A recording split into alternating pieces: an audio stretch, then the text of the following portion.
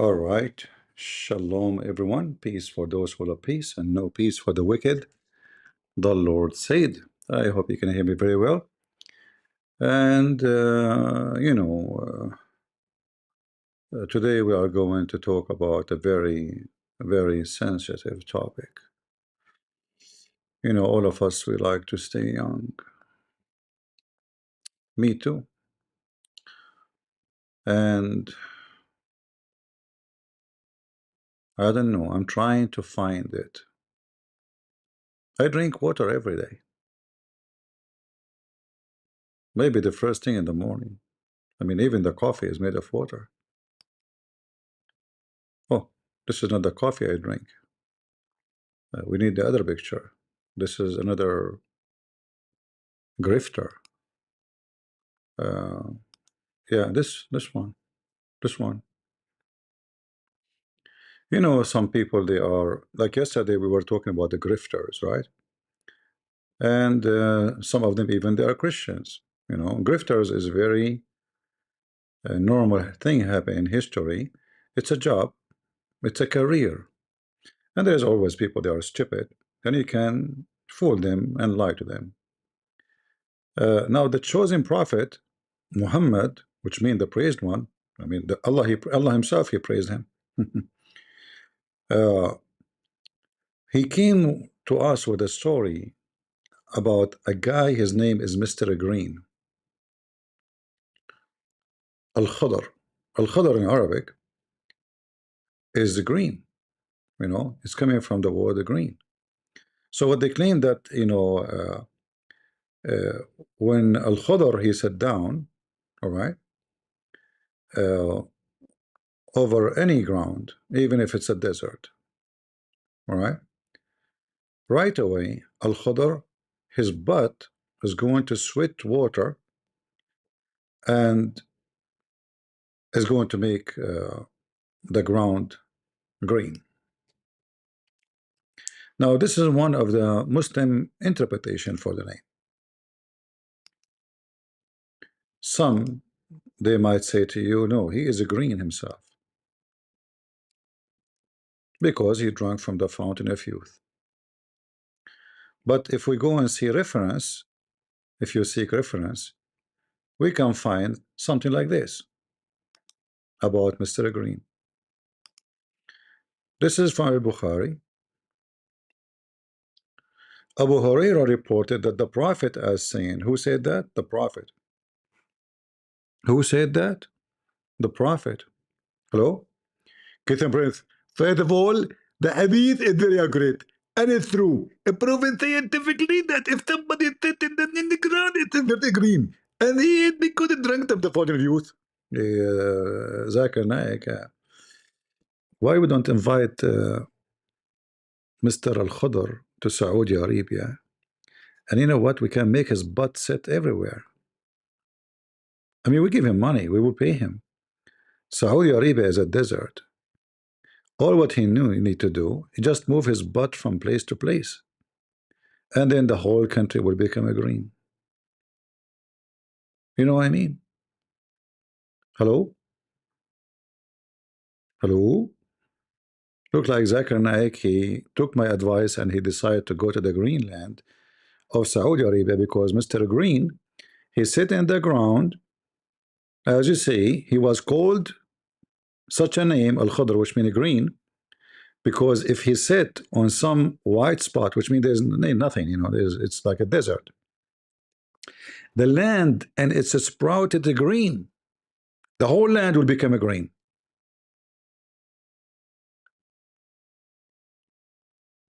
Now, who is the Muslim? He want to tell me that Muhammad is not a grifter. You see, I use this. I learned this word grifter by the way just a few weeks ago when this guy, what his name, Andrew, he called David Wood grifter. This is the first time I hear about it. I don't know what a grifter means, so I just learned this. So I'm going to use it. This is why I don't hear me use it before. This is a new word added to my dictionary. Who is the Muslim is willing to prove to me that Muhammad here is not doing a grifting, lying to you, that truly there is a person, his name is Al-Khadr, and he is mentioned in the Quran, If he set his butt on the ground, the whole land will become a green because he drank from the fountain of youth. Any Muslim?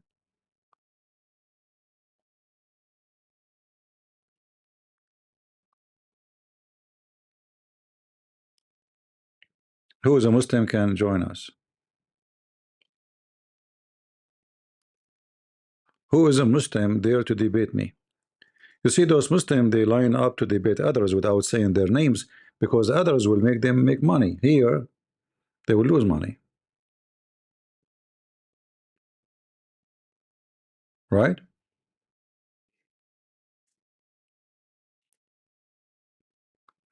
Any Muhammadan?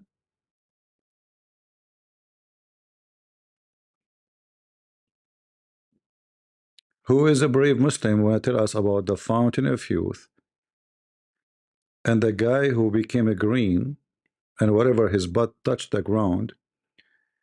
This is godly story. This is God. This is not fake. Anyone?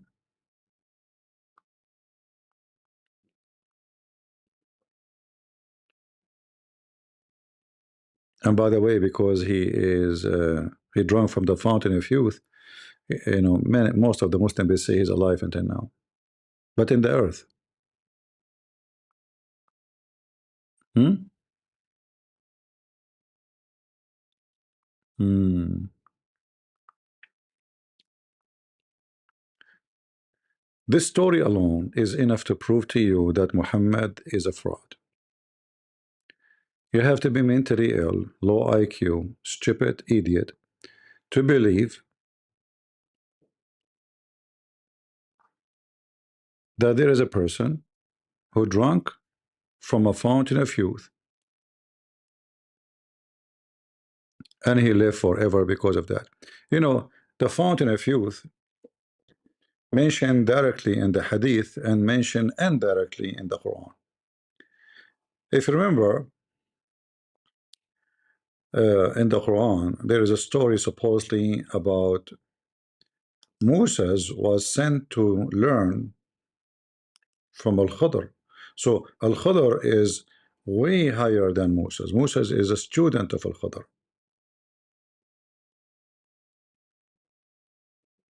All right. So this figure, which is a fictional figure, as usual, Muhammad, he inserts stories. And this story is mentioned previously by other, you know, culture stories. So if we go to the Quran and we search for the word hut, which means whale.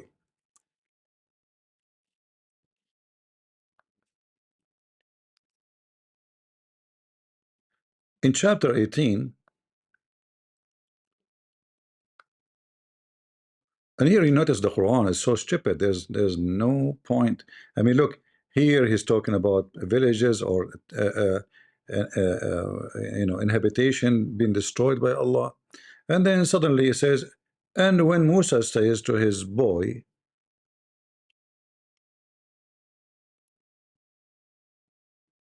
I will not give up until I reach the junctions of the two seas. What is this? What is the connection between all of these verses here? What is this? There's no connection. None of those verses before it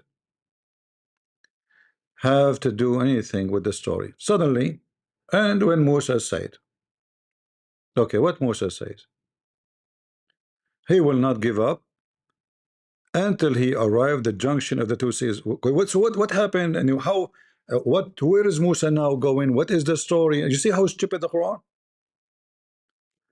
Do you see how stupid the Quran? Quran is made by an idiot. Anyone when I write a story, he write introduction.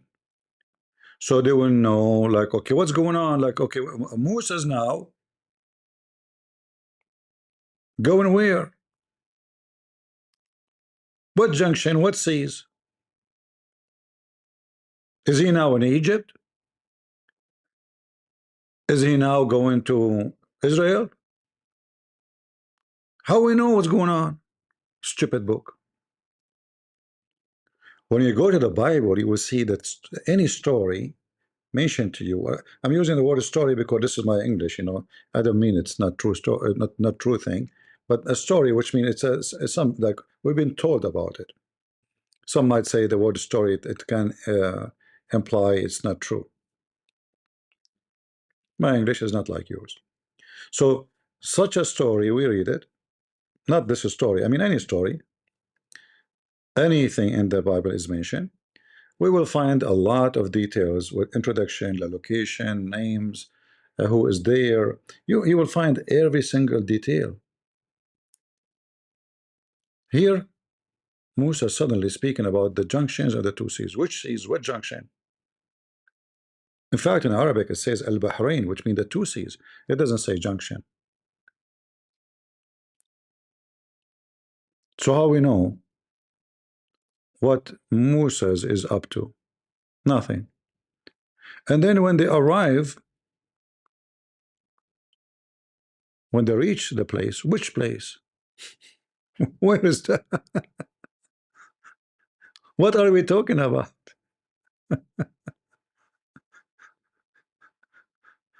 What are we talking about? Okay, let me see. I will open TikTok. I did not go in TikTok for long. Uh, it says allow a lot of windows open in front of me. Request pass system, private window, picker. Okay, showing movement, location of military forces in your life could expose you to criminal liability. Yeah, because now I am in the location, it's in a front line. So they are giving me warning. Okay, no problem. Now how we can go live? Hold on.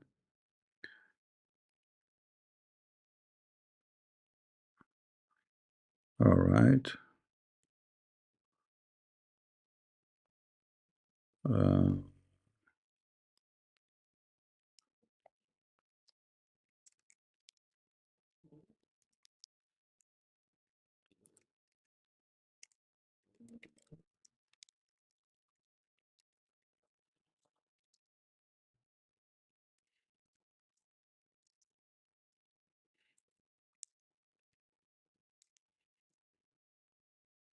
all right. What else we have to do?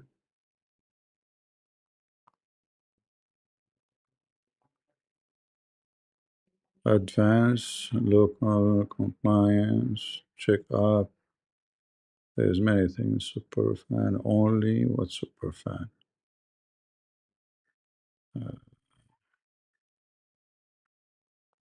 Okay. I mean, the go life is not coming on. Own the brand, you promote yourself. What the heck is this?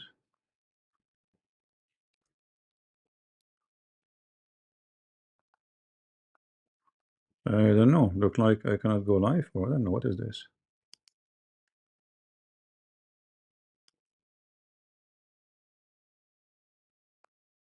Encoder.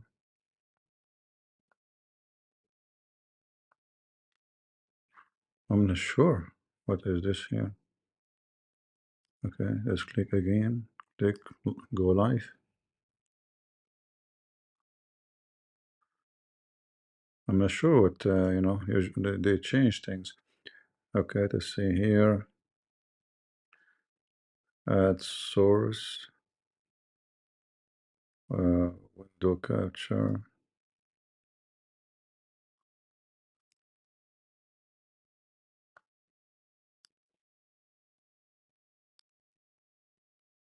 Okay. Let us see if that will work. I'm not sure.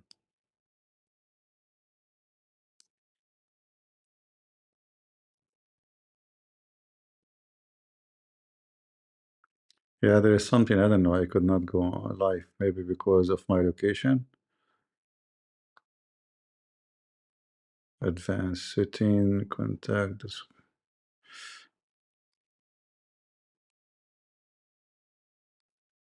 Yeah, I don't know. Maybe it doesn't work here. Each time I click live, the red button for the live is not functioning. I will try one more time. If not,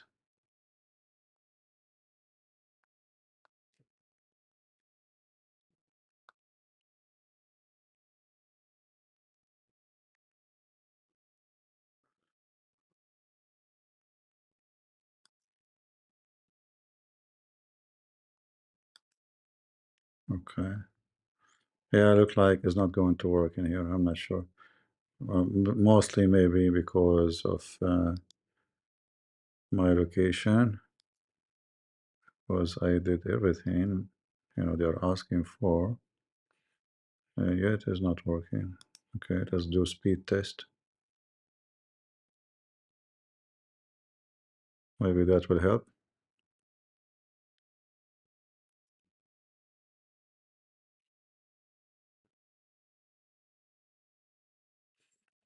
Anyway, if TikTok did not work, we will go to Discord, but we did not use TikTok for a long time. All right. Yeah, it's not going to work here. Obviously, there is something not right.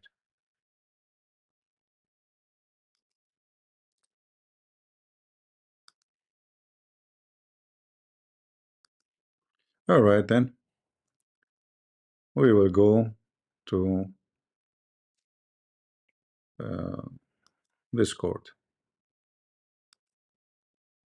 I am assuming because of my location, it's not working. Let us open Discord.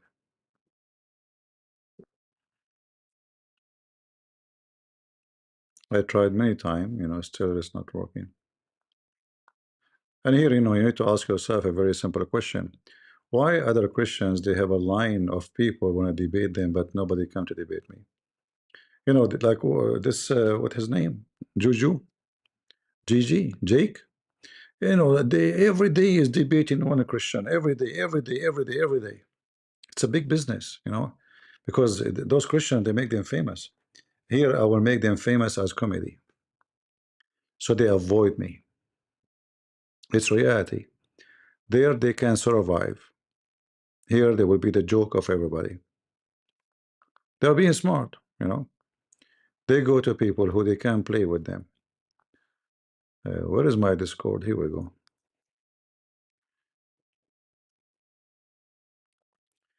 All right, we are opening Discord.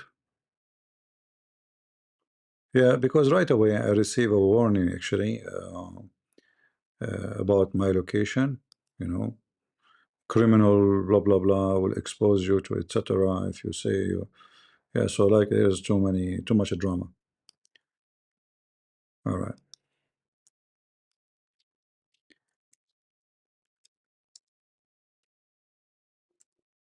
I like to convert to Islam. Can you help me? Let us set this trap.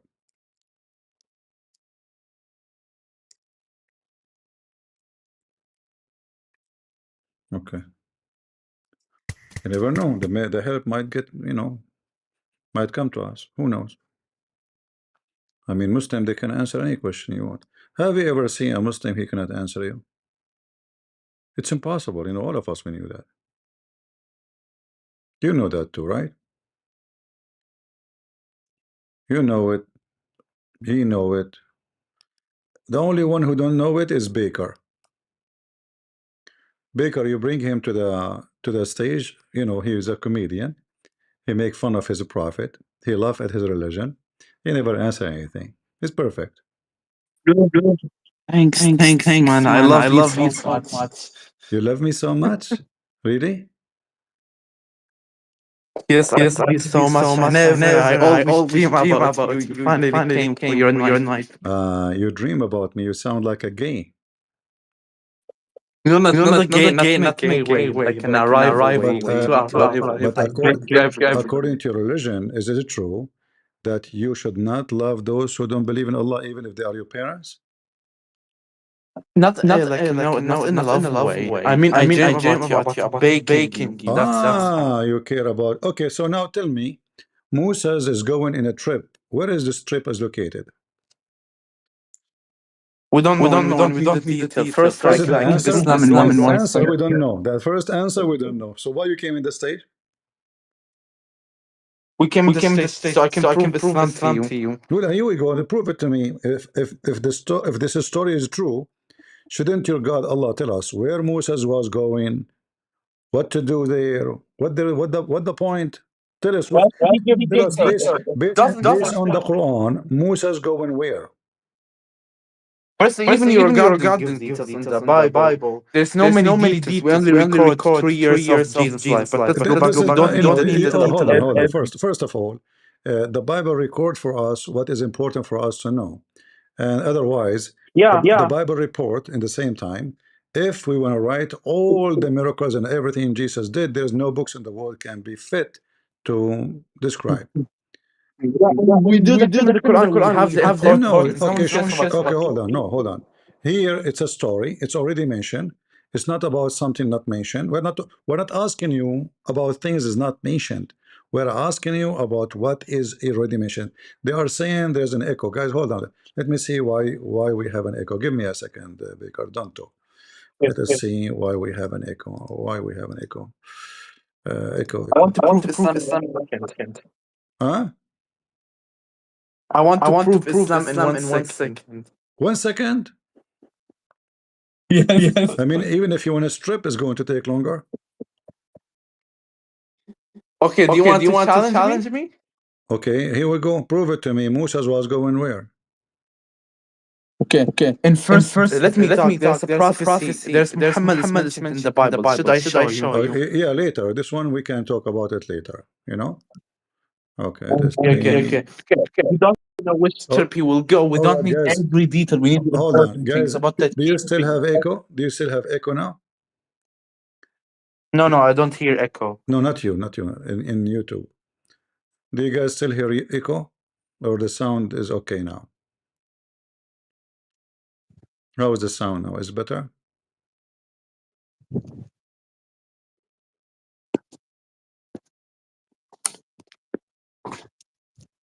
Is it better? His voice have an echo. Talk, Baker. Let's see if his voice. We can. Hi everyone. Guys, can you hear me or not? It's good now. Okay. So listen. We can talk about you. You can prove to me Islam in a second because I'm sure you can do that. But Moses was going where here? We don't need to know which trip he was going. First, let's me break it down. Who is Musa? Who is this guy Musa? Moses is a prophet from Bani Israel. How you know that this is a prophet Musa? Show me. Okay, because Allah said so. He called him a prophet. He's from Bani Israel. This is another question. So we know this. I'm asking you where here it says that this is Moses, the guy from Israel. Go ahead. Wait. So Musa is not from Bani Israel. You just got baked. How you know that this is Moses from Israel? I'm asking you. It says here Moses. Oh. Yes. And which guy is he referring to? Tell me. Be honest, Christian. I'm asking you, which case referring the story in front of us. There's a guy, his name is Musa. Who is this Musa? Yes, and Moses. When we look into the story of Moses, it probably refers to the prophet Moses from Bani Israel. Did you just say properly? Yes, I said Moses from Bani Israel, Muslim and Bani Israel. You said it properly, so you are not sure. What do you mean properly? When did I say that? You said that. I know. I heard it. Okay, so who is Musa? You said from Israel. How you prove it to me? Okay, so it's not from Moses. Where is he from then? I'm asking you, it's you, you're the Muslim. You know, your God is telling me a story. Either He was this born story, from either an this story, Israelite woman. He was born from an Israelite either woman in this the story makes sense or this story is just a joke. So who is this Musa? It's not a joke. They were what? They're killing him. They were killing his here, and the Who, Pharaoh wanted to kill where it the says Israelites. where it says they were killing him? Show me. Go ahead. Should we go to the Moses story from here or No, not? here. Like This is different. This is not connected. Do you see here? This is like if the Quran talking about Musa from the beginning to the end, we will say, okay, this is the Musa of Israel. Here suddenly is talking about a guy. A guy. His name is Musa. He said to his boy, "I will not give oh up my. until I arrive the two seas." Where are the two seas? We don't need to know. Anyways, like I will show you Muhammad in the Bible. Donkey So man. so if Can I we do show not you Muhammad so in if the we do not Bible? need to know who is Musa and we do not need to know where is the two seas, so what is the point of the story? Like, can I show Muhammad in the Bible? Are you All right. ready? Listen here. It says they forgot their whale. Yeah. What whale? So you're just asking what will what here? All we need to know is the I'm important I'm story, but I asking can show you you. Muhammad. Okay, what is the Can I? connection? Potato. What the connection between the whale and Musa's? It says here. You claim you know Arabic, right? Does it say Hutuhuma? No, Uh-huh. I'm عربي لبناني. Okay, نعم. so is that a whale? Wait, are you Saudi Arabian? Because last time you said Is you were that a Saudi whale Arabian. or not? Potato, you do not know Arabic. Prove it to me. Is that a whale or not? أنا من سوريا. أنا سوري You عربي. are I a speak Arabic potato. every You day. are so now read for me. If you know Arabic, you claim you know Arabic. Read the verse and the word translated for me. Oh, should I show you Muhammad in the Bible? You can show me whatever you want after you answer this one. Is that true? It says that this guy he is carrying a whale with him. Yes, he's carrying a well now. Can we go to the How Muhammad in the how Bible? how Moses can carry a whale with him? Because Moses is great. He's a prophet. He's a man. It's a whale. Do you know how big the whale is? Yeah, big as you because you're very big. How many Anyways, let's go. tons? Let's How many tons the weight of the whale? as big as you, like 10 tons, Okay, so now 100 tons, explain to 10,000. us. It says that he put him in the basket. How he can put a whale in the Yes, basket? yes, you put the bill in the basket. Now I answered your questions. Now See, you're saying unnecessary. No this is one what we cares get about these here. This is questions. what we Let's get here. We got a bunch of kids. So listen, the whale, it's a let's whale. the How Bible. Moses was able to carry the whale and how he put him in the basket. Do you want Muhammad in the Bible? For sure, Muhammad in the Bible, Jesus says, be aware of false prophet. We know. But this is No, not the no. topic now. And in Second Daniel 2:7, No problem. Muhammad No, is there second because Daniel. Okay, why Muhammad did not mention second Daniel in the Quran? he said that he was mentioned in the Bible. Now let's go to No, Second nowhere, Daniel and prove me. nowhere he In said. Daniel, huh? Mother, Nowhere he said there is a book. It's called the Book of Daniel. Prove it to me. Nowhere. he doesn't need to say it. He doesn't need to say it. So now That's focus on clear. me. So he And, do and not need. He do not need. So why is a prophet then? He do not need to say anything. So he do not need to say who is he. He do not need to say who's his the, father. He do not know to say where he is from. He do not need to say where Musa my, is from. He do not need to say where my, is Musa going. So this Muhammad ibn guy. Abdullah. So how this guy became a prophet if he do not need to say anything? Can I talk? Okay. In Second If we Daniel 2:7, open, if we there's open, four if we kingdoms. open the resume of Muhammad, are we going to find Muhammad in the resume? Let's open the Bible and see. I will prove to you that If we Wallah. open the resume of Muhammad, are we going to find Muhammad in the resume of Muhammad? So you're changing the. Let's go. And Well, so first, Second Daniel says from that there will be kingdoms, see, four guys, this is my kingdoms that luck. will come. This is my And the luck. fifth kingdom will be I got in the nothing but fifth. a bunch of kids. Who is a Muslim? He have the courage and the knowledge to speak to Christian prince. Who is a Muslim? He have a beard. Where is those Muslims, the grifters? They make millions from your butt, you Muslims. All of you are potatoes. Where is your Mimi hijab? You don't dare to debate me. Look who came to me. Kids. Where is your sheikhs? Why they want to debate this Christian and that Christian, but nobody come to me. What the problem? There's a problem, right? The problem is that we answer the questions they cannot answer, and we get them busted, right? When a Muslim is saying, I will show you Muhammad in the Bible, he's a donkey. Because even Muhammad, just let me show you how easy to answer those stupid Abdul. You know, when I say stupid Abdul, I'm not insulting. I know some Christian, they say that you should not say stupid Abdul. I say stupid, donkey, potato, tomato. You don't like it, get out. All right? I describe them as they are. So if you go, you know, in the Quran, you will see Muhammad, he claimed that the only time his name is mentioned is by Jesus, not one else. And his name is not mentioned. The guy, his name is Ahmad.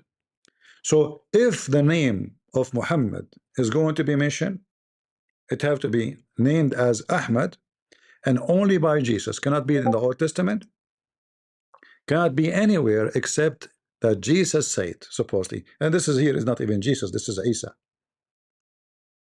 So when a stupid Abdul, he come to us and he says, I want to open the book of Daniel or, you know, Genesis or whatever, you know, you try to find Muhammad location, they are bankrupt. A Muslim is like a whore. She lost her panty. She don't remember which bathroom. Where? Who is the father of this baby? She slept with many.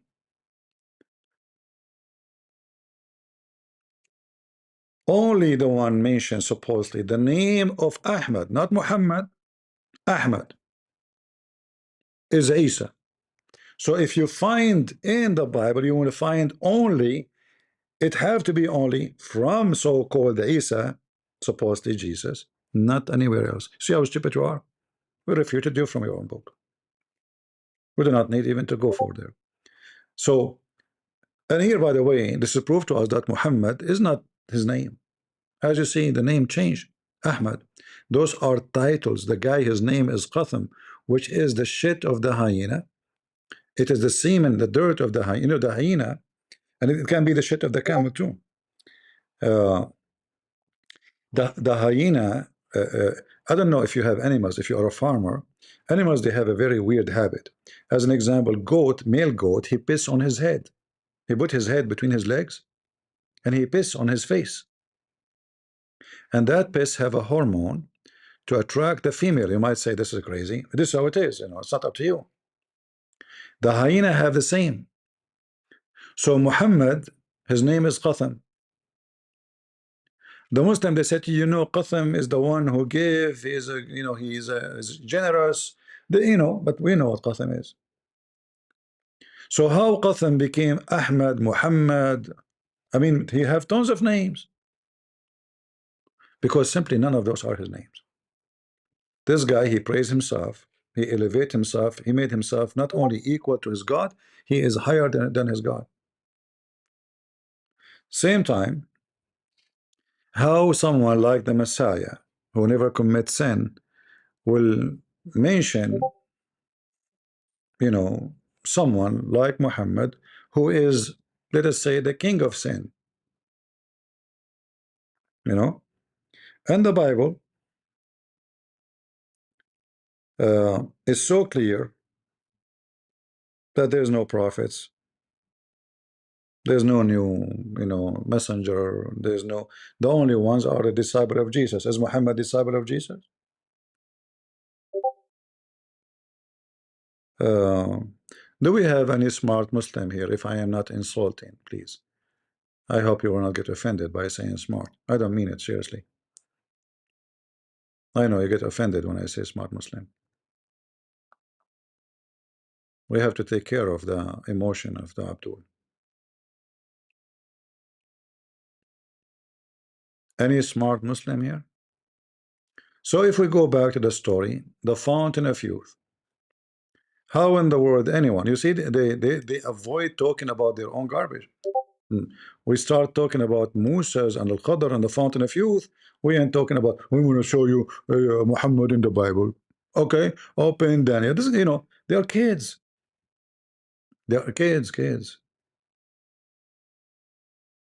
Their prophet himself is a kid.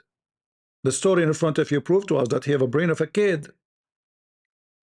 There's no way a person he have little intelligence, little, he will come with such a stupid story. Prove me wrong.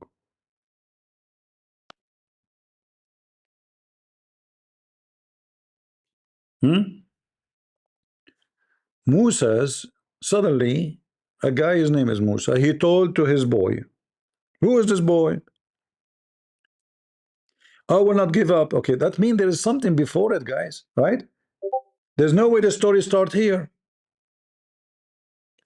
Do you agree with me? There's something missing. Maybe this is from the goat when the goat ate the Quran.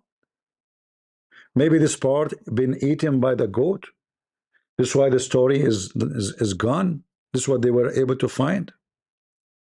And then the Muslim, they say to us the Quran is preserved. What do you mean preserved? The goat ate the Quran. She did not eat your memory. So where is the verses which the goat ate? You know, when the Muslim they say to us, we Muslims, we have every details about Prophet Muhammad. Okay, thank you very much for the details. Actually, we like them. I don't know what we would do if you don't have those details to help us to expose him. So the goat, when Muhammad is dead, she jumped in Muhammad's bed, she flipped him.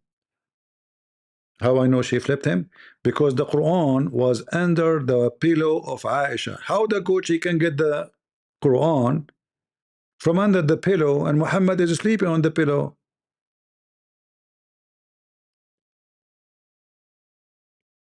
Actually, he's dead, not sleeping, sorry. So look at the stupid excuse. The breastfeeding for adult. I mean, have you ever heard of a prophet? He teach his followers that a woman, she have to cover herself, but yet she can give a Christian prince her boobs to suckle her 10 times. And this is a command from God. What a lovely command. Hello? Get and breath. Faith of all, it said truly that the true story. Okay, so what a Muslim woman wearing hijab, but now she is giving me her nipples. Get and breath.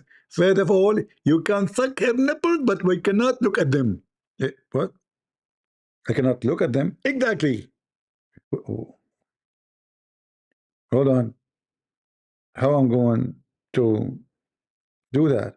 Get a breath. It's very simple. First of all, we will let you enter the dark room. Dark room. Exactly. Where do you get the story from? Get a breath. You are so stupid. Okay, well, you keep repeating this, you know, but doesn't make you smart when you say it. Explain to us what kind of religion it says that the God he command a Muslim woman, a decent woman between two brackets, yet she do rent her vagina, she do muta. She's decent. And she change husband every 2 days. But she's decent. And she do muta, but she's decent. And now the decent Muslim women, after all this decency, she give her boobs to Christian prince. First of all, they will not give their boobs if they were you. Like, what to me? It says that this is only for Muslim. Ah, now we are talking. So now Muslims, they can suck your wife boobs. Aha, did you practice that? Hello? Hello? So you see the stupidity of religion? And maybe, I'm just saying maybe, because we cannot confirm. Like when the goat she ate this story here, this Quran, and as you see, there was stoning and a breastfeeding for adult. This is what is mentioned. But obviously there's more. But all are gone. But look at this. If the Muslim is saying that we memorize the Quran by our, by heart, which means the memory. Okay, the goat ate the verses. Where is the verses? Tell me, who is the Muslim can sing for me the verses of a breastfeeding for adult? I want to hear it. The goat ate the Quran, but did she eat your memory? Potatoes. This is the origin of potatoes. And maybe this is why the story we see about Moses is gone, right? called, it doesn't make sense. Suddenly it says, and when Musa, he said, it must be there's a something before it. There was something before it, obviously. It's gone. Otherwise, this is stupid. All the verses before, there's nothing to do with Musa's. You can check it out, chapter 18. Nothing, nothing.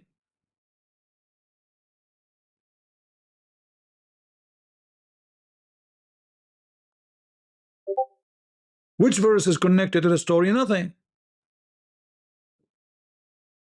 Here he's talking about Adam and the angels bowing down to Adam. Okay, what does that have to do with Musa's? Nothing.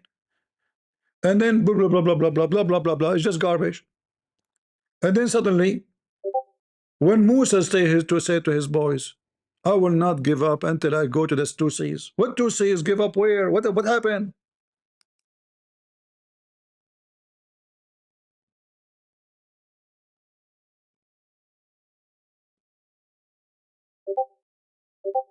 Stupid cult.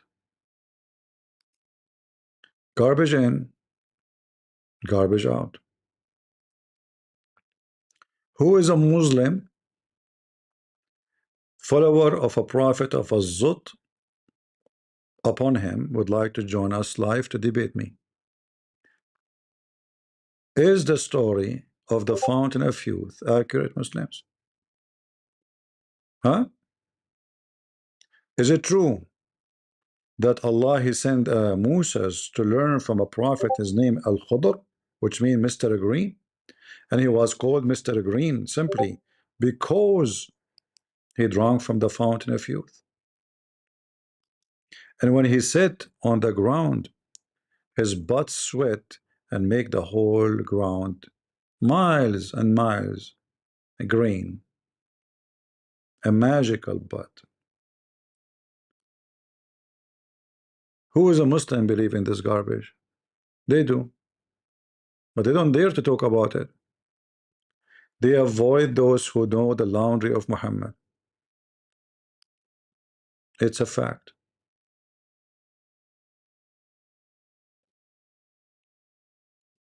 Anyone? Mayday, who is a Muslim would like to talk to us.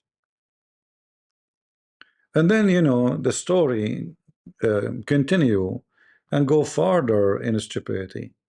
Suddenly Muhammad, he speak about this guy.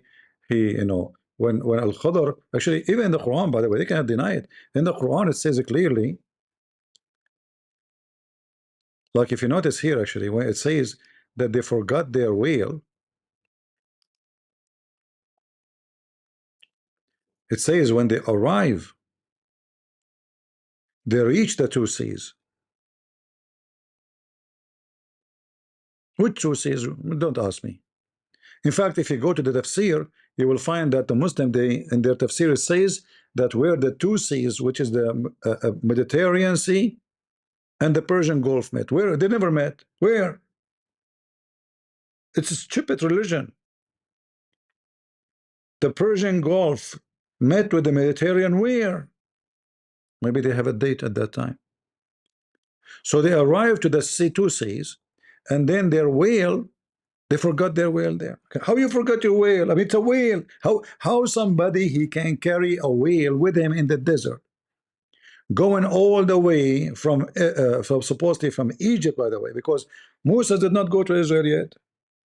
Remember, the Quran mentioned clearly that Allah forbid them from entering the Holy Land. So this guy is coming from the desert of Sinai, going all the way to Bahrain. You know the country is called Bahrain? That's where he's going. That's why it says the two seas in translation. Bahrain is the country, you know, Bahrain. It's a little tiny island in the Persian Gulf, which the Arab trying to hijack and call it the Arab Gulf, which is not true. This was always the Persian Gulf. This is a story being stole from the story of Gilgamesh, looking for the fountain of youth so he can live forever. Very ancient legend, fictional one. So when they arrived to Bahrain, they forgot their Whale. What happened now? Notice in the Arabic or even in the English, it says they forgot their whale, not fish. And it says, suddenly it says, look, and it took its way through the sea in a tunnel. What? What does that mean? If okay, I have a sardine with me. It's a dead sardine.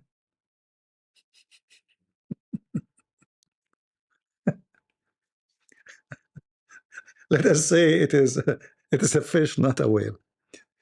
Let us say I have a salmon. Let us say I have a sardine, a crab, whatever you call it, fish. It's in the basket, and I forgot it, but it's dead. It is dead. It's dead. The fish or the whale is dead. How this dead creature went to the sea, and in the sea there's a tunnel? What the heck? In the sea there's a tunnel? As you see, it says, and it took its way through the sea as in a tunnel. Who's a Muslim want to explain to us what's going on? This is a true story. Once upon the time, there was a guy. His name Mr. Green. Have nothing to do with Mark Twain. He told us beautiful stories. Things would make you worry about magic made by Allah and covered by His fiction glory. The fish went missing. The Muslims start hissing. Where it goes, nobody knows. The story is so long, and the Muslim nose start growing as far as it goes. Because the lie is so big,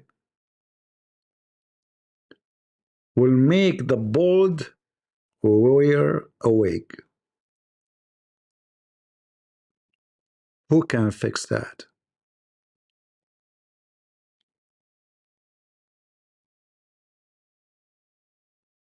Who can fix such a story? Any Abdul? This is a true story. This is truly a true story. The fish who is dead. Okay, they forgot the fish. How the fish want to go in the tunnel? Abdul, the religion of the fool. Each one of you is not even a donkey, not even a mule. In Arabic, we call you mastul. You know what mastul mean? Maybe somebody can translate. I don't know who of you can speak Arabic. Any Muhammadan? What is this? This is the Quran, which nobody can make like it. Nobody can make like it, right? Huh?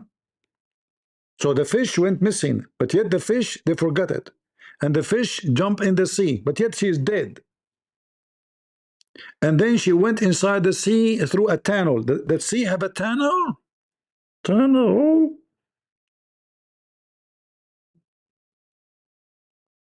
Is that a cartoon?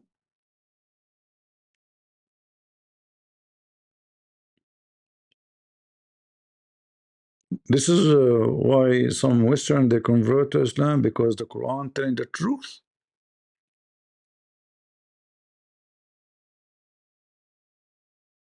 Hmm?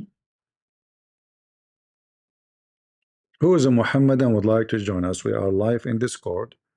We take all kinds of Muslims, short, tall, fat, stupid, smart. We give you a chance. Anyone? You line up to debate Christians who do not know much, or they have certain topic they keep repeating, the Islamic dilemma, blah blah blah. They have two things. Aisha was six. I need the Islamic dilemma. That's it. They're stuck with it. Who is a Muslim would come and get us busted? Any Abdul?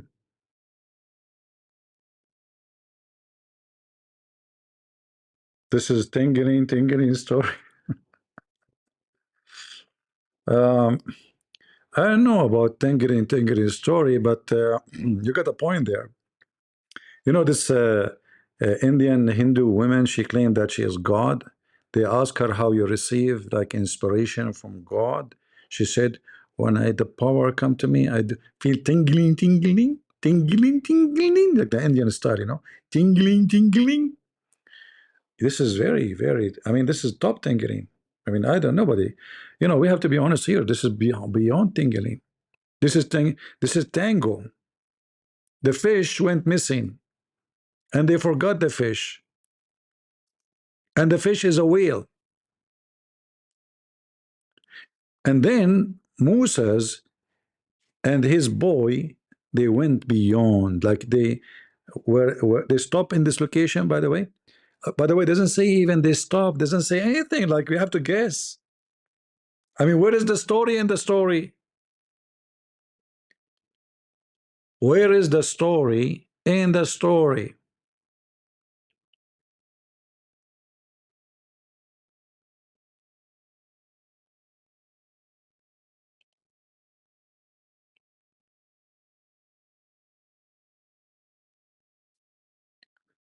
The Islamic dilemma is a serious issue.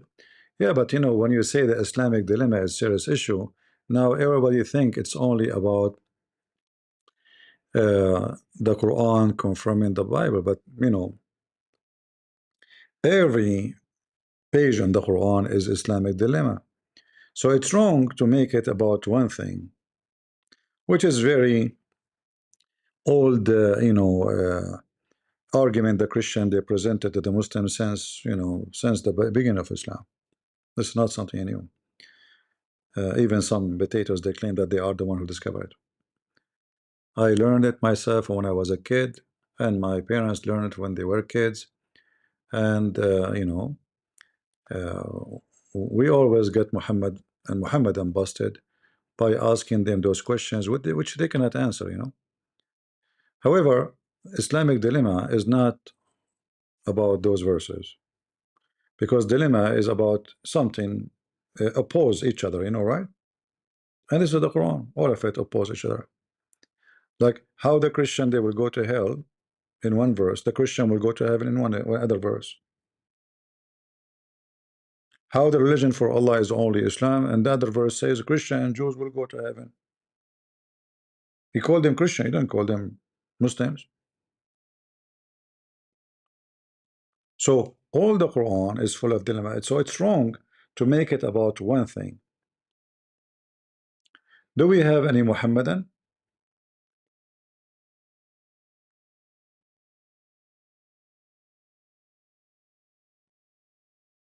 Who is a Muhammadan would like to join us? So as you see, the story is stupid, doesn't make any sense. And then, so now they went, and as you see, the Muslim they have to add a bracket because the Quran is stupid. We have to add things to make it make more sense, but still doesn't make sense. So when they had passed farther, Musa said to his boy, "Bring us our morning meal." Like, hold on.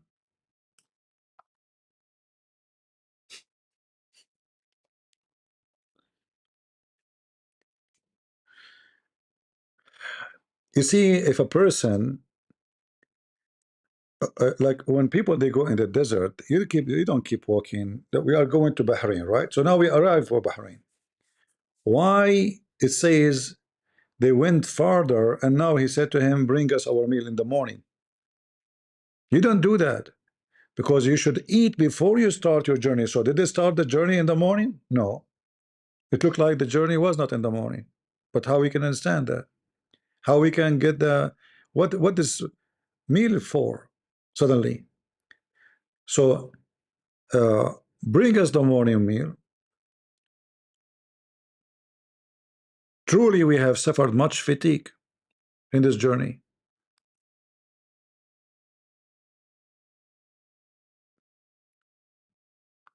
And then his servant said to him, or his boy, He said, do you remember when we betook ourselves to the rock?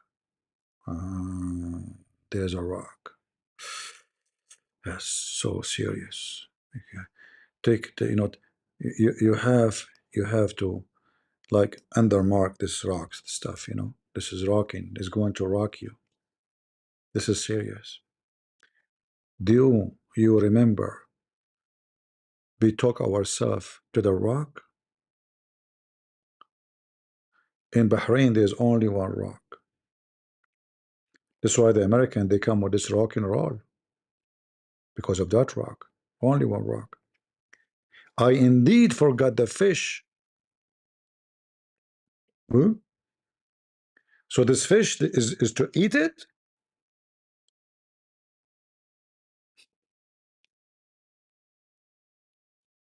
Somebody going all the way from Egypt, he carried with him one fish, and now the fish is gone. And do you know how long it take this journey? Going all the way from Sinai, supposedly because Musa is now there, going all the way from Sinai, all the way to Bahrain by foot, and they have one fish with them. And now the fish is gone, and the fish is dead, and the fish never rotten. It's in good condition because simply it was a canned fish, idiot. This is a canned fish. Isn't it obvious? The Muslims, those people, they are what? They went to Bahrain in 2 hours. They were taking an airplane, don't they? Flying carpet, maybe. So, do you remember when we betook the rock? I indeed forgot the fish, but none but Shaitan made me forget the Shaitan. Shaitan, he made you forget the fish. And now, by the way, I want you to remember this phrase. Do you promise me to remember it? Because later I'm going to ask you about it. I will ask you a question, have a connection with it. You see, this is a big dilemma now. Like we talk about dilemma, this is a dilemma. How? Why? Because now he's saying that the one who made him forget the fish is Shaitan. But the fact it is Allah who made them go to that place. And supposedly, when they go to that place, the fish will come to life and the fish will go in the sea. But here, Allah saying that the boy of Musa said, none but Shaitan made me forget it. Which means the Quran agrees, Shaitan who made him forget. But how you say this is Allah plan? Allah want them to go there. In the hadith it says clearly that when the fish come to life, this is where the point to start to find Al-Khadr. Not Shaitan. Shaitan is the one helping Moses now. It took its course into the sea. Like, hold on. This guy, he forgot the fish. How he knew that it took its course to the sea?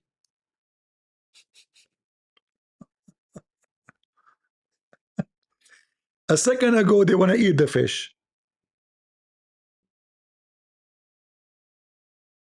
Are you with me? A second ago, him and Moses, they want to eat it for a breakfast. A second after, the fish is alive and in the sea. How he knew? He just found out that they forget the fish next to the rock. Ah, Lord have mercy. I mean, this is beyond stupidity.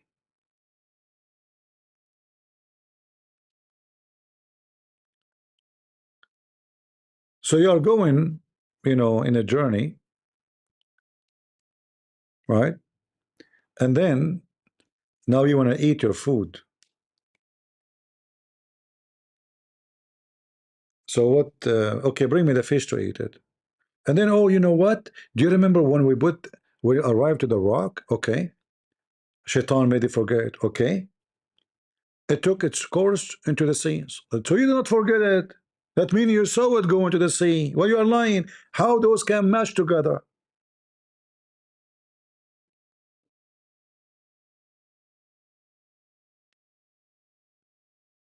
Hmm?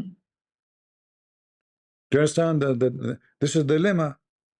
It's a dead fish. It's a dead fish. They want to eat it. He forgot it next to the rock,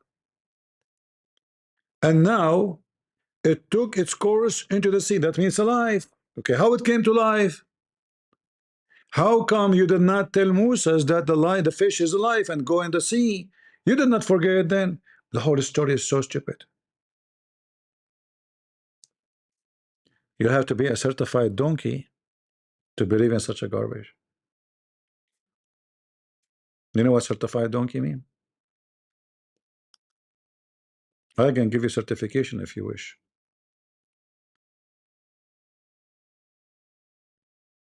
Right? Key piece to search. It's hard to read your name, sorry. God bless you, CP. I wish I give you a million. Thank you for teaching us from UK. Pros. Okay, thank you very much. Soresh, your name? All right.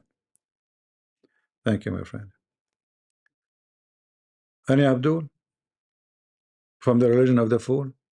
Do you see why they didn't debate Christian Prince? They read those verses every day. Christian, they never mention those verses, right? They don't analyze, they don't see, they don't read between the lines, they don't connect. When you read something, you need to like to be so serious with the details, because this is supposed to scriptures. This is not a book of Mark Twain about going on a journey somewhere. This is not about what his name Jones. What's his name? Like journey inside the earth. This is supposedly God is talking, and God is supposedly is reporting what's going on. But how God can be God and so stupid, and the story does not match itself in the same line? In the same line, the fish is dead. The same line, we want to eat the fish. The same line, the fish is alive. The same line, the shaitan made him forget. But the same line, he remembered that the fish took to the sea. How all this story can fit together in one page? How stupid!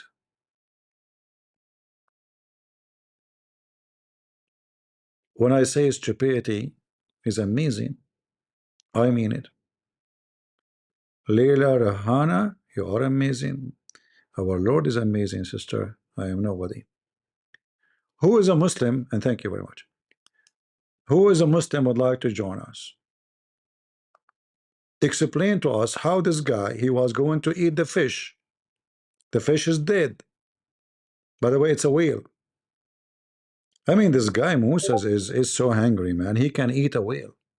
And not only that, they are so strong, they can carry a whale. Hmm.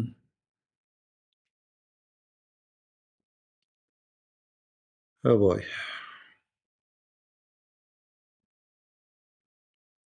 Any Abdul?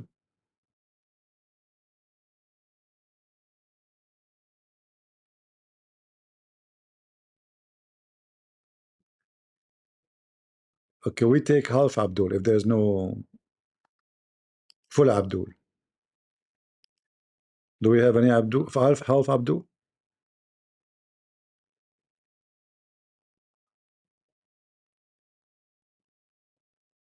Anyone? We are suffering from bankruptcy of Abdul. All of them, they want to debate other Christians. Nobody come here.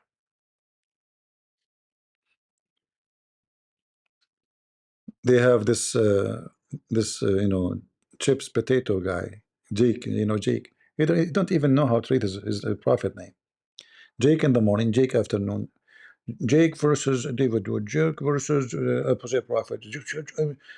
Jake versus God logic. Jake. I mean, he's everywhere. I mean, every Christian want to debate him. They bring a clown, and the clown he think that he is using them too. By the way, so they are using him. He is using them. For him, he believed that they will make him famous. That's good. That's true. For them, they need customers. Who is the clown we bring? AJ, he know nothing. He's easy to debate such an idiot.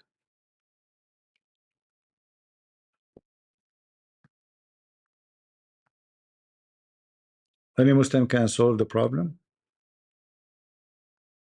Is the fish is dead? It is. Is the servant of Musa surprised that it was missing? He said, yet. He said, Shaitan made me forget.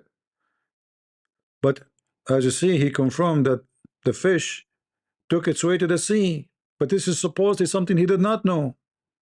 He's not the prophet. As you see, the prophet himself, Moses, he did not know where the fish. He told him, bring it to eat it. The boy, he claimed that he forgot the fish. The shaitan made him forget it. And now he mentioned something he should not be supposedly taught yet, that it took course to the sea in a strange way. Like he's wondering, like, it took its way to the sea. Wow. Abdul, you are with him in the journey. Now you remember. Did you say you forgot it and shaitan make you forget it? And now you are saying it took its course to the sea in a strange way. This is a miracle that the fish was dead. You should be a oh, and he is with Moses all the time. How come Musa did not see that?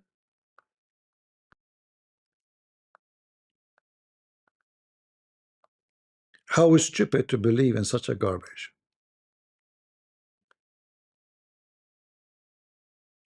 Hmm?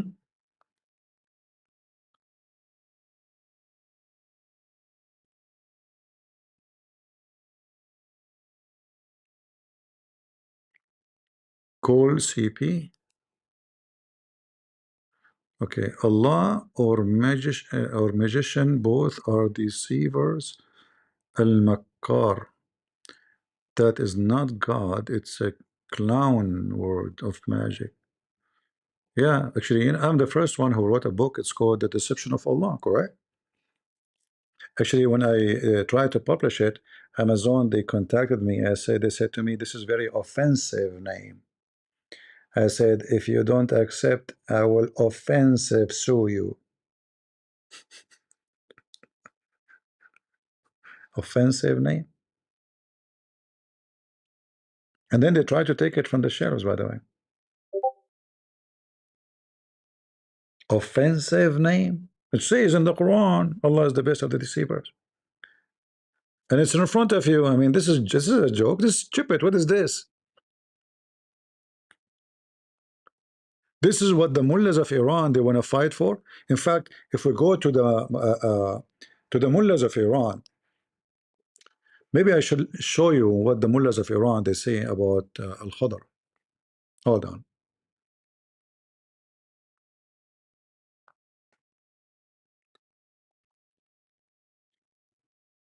Uh,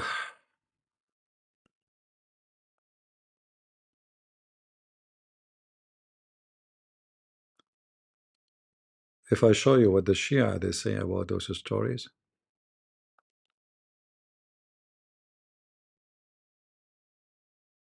you will laugh.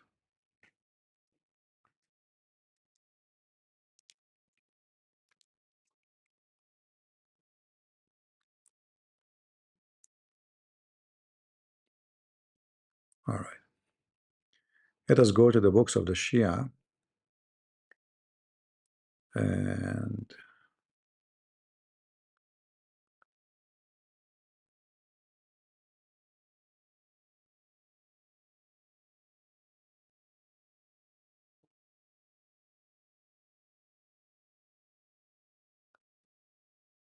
according to the Shia, the reason Allah He made Al-Khadr like this because he will be a supporters for the family of Muhammad in the future. Uh,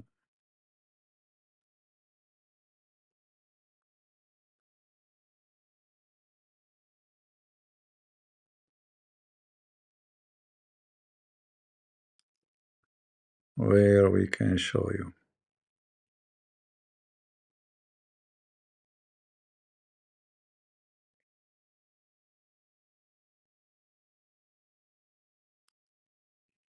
Let us see.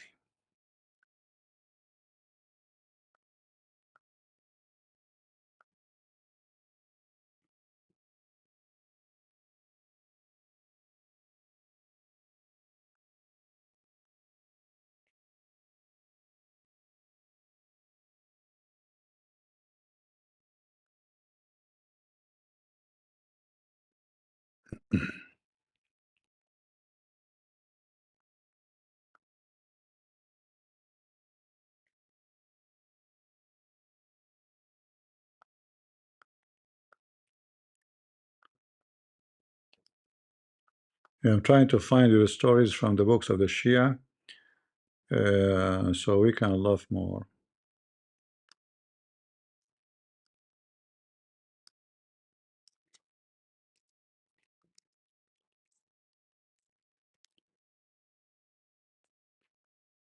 Let us see.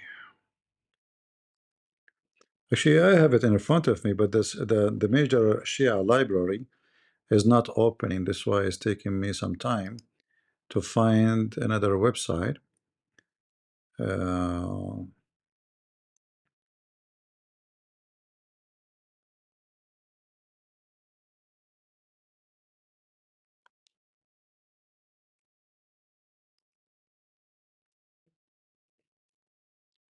all right, let us see this website here. This is a Shia website, but the Sunni is no better, is the same. You know, we can show you the same story from the Sunni. So if you are a Sunni, don't say, oh, those Shia are stupid. You are more stupid than the Shia. So if we type here the word ma, which means water, switch to Arabic. See, sometimes my keyboard is stuck. You see, I cannot switch to Arabic. Come on. Okay, now. Here we go. Uh, let me show you how the Shia they present to us this character. So this is their Imam from the family of Muhammad saying the following about Al-Khadr.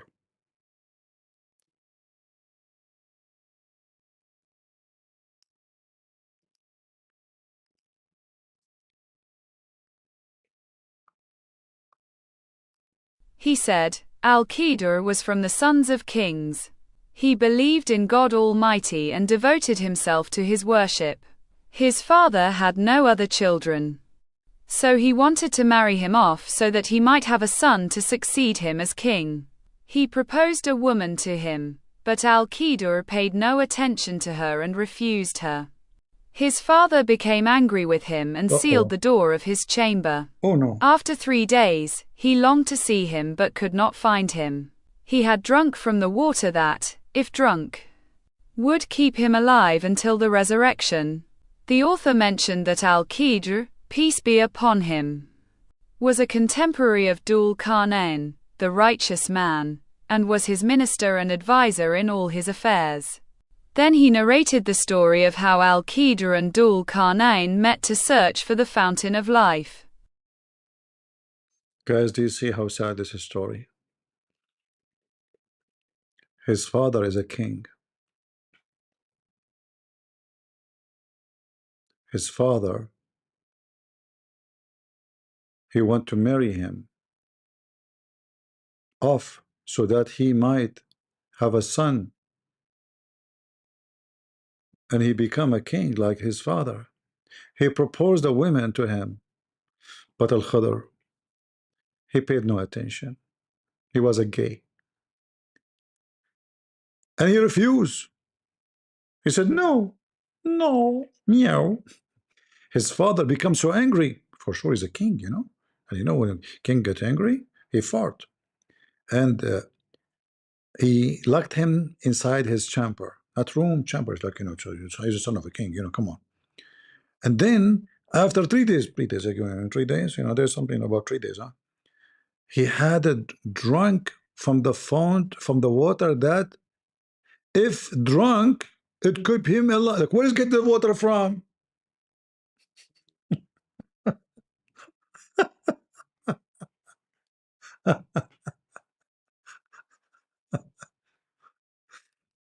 Abdul. When Abdul he come with a story, don't ask how in the world the story work. It's it's a true story. You guys, you have no idea. You guys, you are not educated, right? You are weird. You are really weird. I feel sorry for you if you don't believe in the story. You need to grow up. All right. How many times we need to teach you? So what about Muhammad himself? Muhammad himself, he mentioned this story, and we can look for it. Give me a second.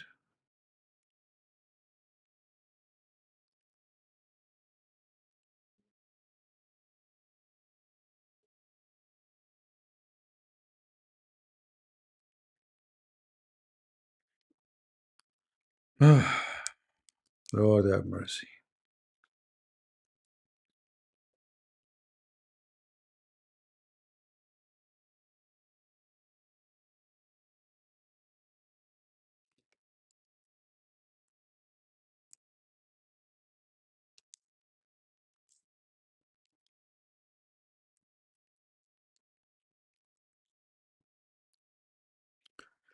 Let us show you what Muhammad he said about this story, which is obviously uh, same as a Shia.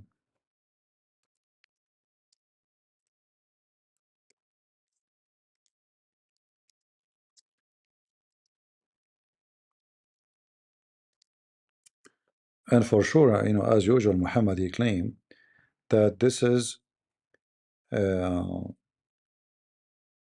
this is a true story he received from his God, and it is absolutely not a fictional story.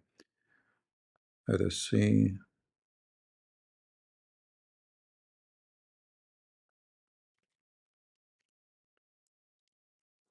I want to get you the hadith.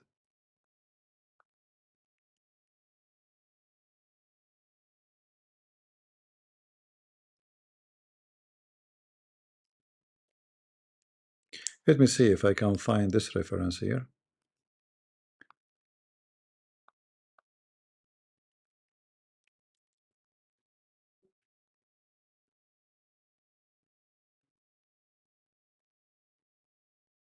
Huh. So look here in this story here. We found this hadith here, and this is Sahih al-Bukhari, hadith number 4727. So Muslim cannot say to you, it is it's a da'if, it's weak. So he arrived to Iraq. Let us see where we can find Iraq. All right. So Musa's he set out along with his attendant. His name is Yeshua, even the Muhammad and in the name. Bin Nun, the son of a fish. Nun mean fish.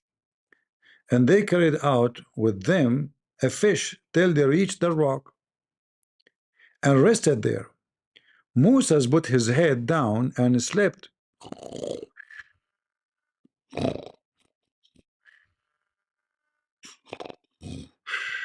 Moses, tired, long journey. And he rested. Moses put his head down and slept. Sufyan, sub-narrator, he said, uh, at that rock, there was a water spring called Al-Hayat. That's deep. We're getting closer to the shish kebab. Al-Hayat in Arabic mean life. All right? Hayat in Arabic mean life. And none, brother, focus with me here. Please focus. Wake up. And none come in touch with it. With what? With the water called Al-Hayat, which means the life. Touch it, not drink it, not even drink it, just touch it. And none come in touch with its water, but become alive. That's astonishing.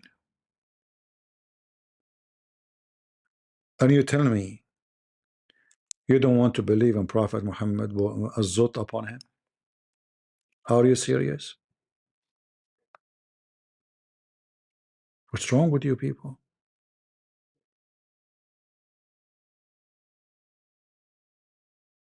Huh?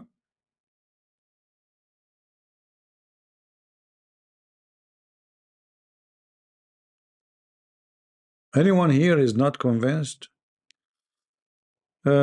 White Hebrew Israelite, what? Convert to dual sealing Christian identity. I'm not sure what does that mean.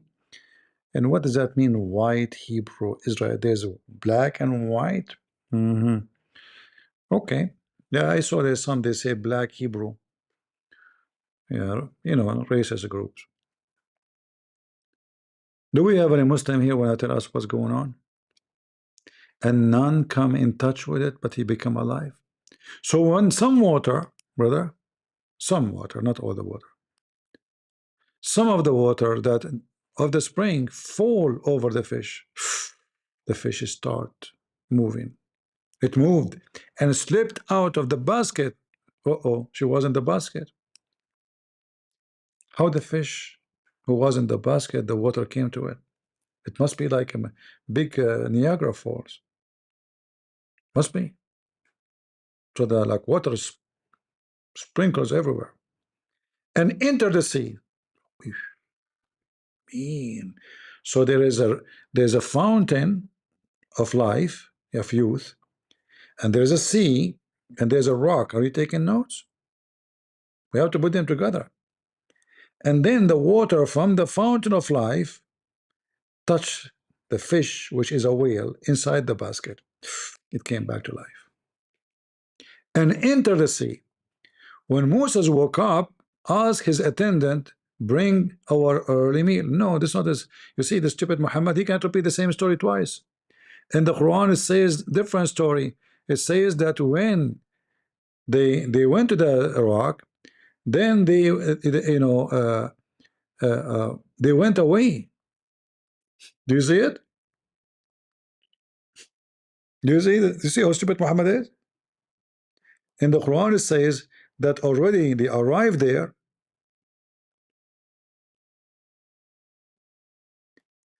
They attend to the rock area. That's why they're set. And then they went farther. They went away. It's in front of you. They went away from the rock location. And then, because he asked for the fish to be brought to be eaten for breakfast, he said, "Oh, you know what? Shaitan made me forget. Do you remember? Do you remember when we betook ourselves to the rock?" So this was the rock was before, not now. But look what the stupid Muhammad is saying. He changed the story. Do you see how you can find always dilemma in the stupidity of Muhammad? Always there is a dilemma. This guy is a monkey. He forgot what he's saying. He's suffering from dementia. A second ago. Thank you, Mercedes. Do we have any Abdul from the religion of the fool would like to say something to us about this amazing story? So now Muhammad is introducing you to the fountain of life, and which is Al-Khadr. That's why Allah he sent Moses there, because Al-Khadr is not far away, because he drank from the fountain of life. That's why he don't die, which is a contradiction for the Quran, by the way.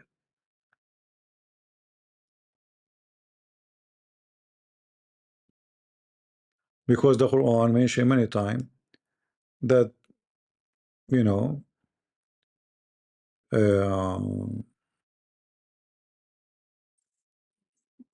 God did not give eternity to anyone of those who live in the earth. So how they say such a thing? Stupid religion as usual, full of dilemma.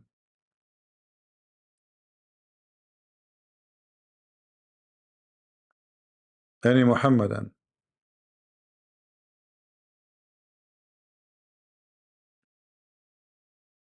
Anyone?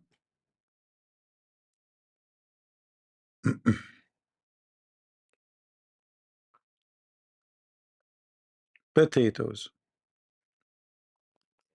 I have to call you potatoes, Muslim. You go and you brag about how amazing the Quran, amazing Islam, Muhammad. He brought the truth with you for you.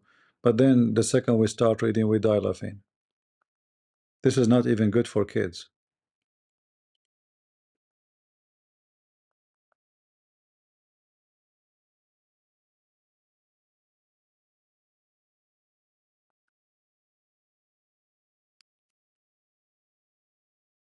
And then we have other stories of the Shia,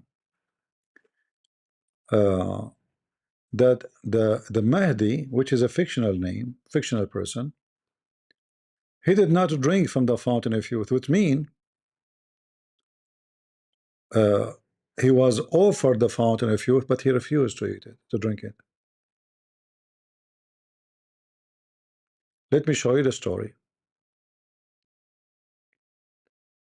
And by the way, you will notice here they are connecting this guy, Mr. Green, Al-Khadr, who drank from the fountain of youth, so he became a green, with Alexander the Great, the Dhul Qarnayn. They say that Al-Khadr, he took a barbecued fish and he put it in one of the fountains of youth. There's many fountains of youth.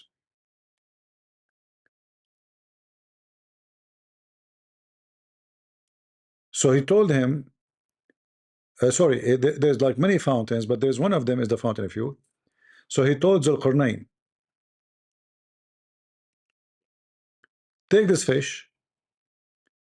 Each time you arrive to a fountain or a spring of water, put this fish, which is already barbecued, in the water. In fact, in some story says that is Zulqarnain who told Al-Khadr about it. So Zulqarnain gave him the fish. He told him, take it with you. When you arrive to a fountain, try to put it in the water. If the fish came to life, that is the fountain of life. So Al-Khadr, he did that.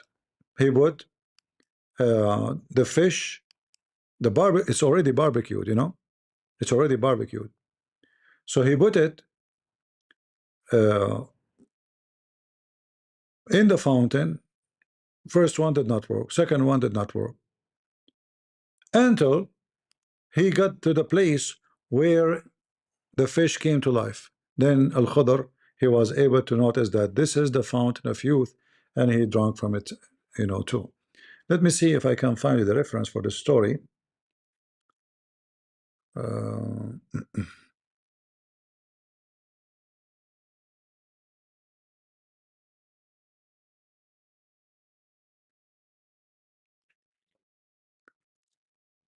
Tons of stories. Do you see what is inside my head? I feel sorry for myself.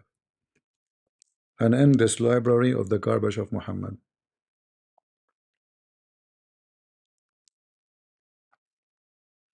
Endless library.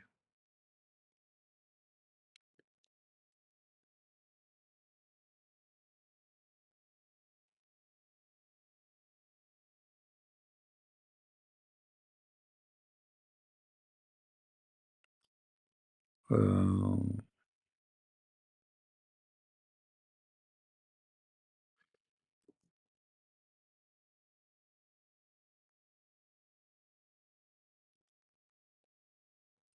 I have the story, but I need like an let us say a trustworthy website so we can use even to share it with you.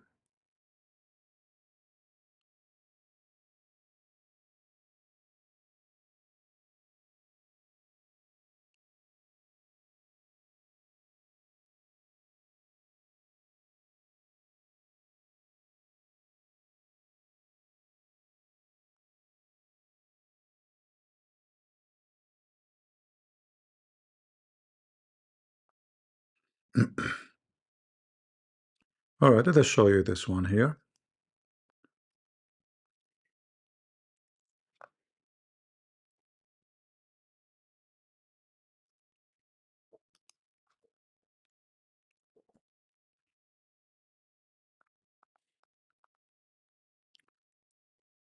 All right.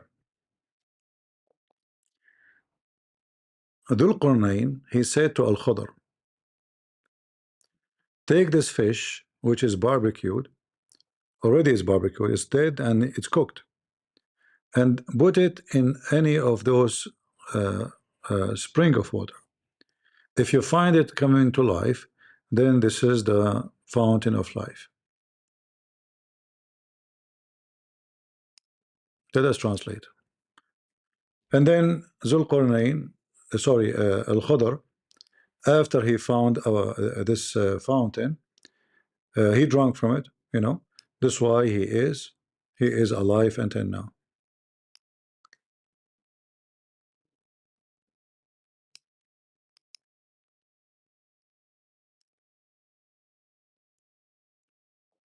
Dhul Qarnayn said to Al-Khidr, peace be upon him, go and take a roasted fish and place it in one of the springs.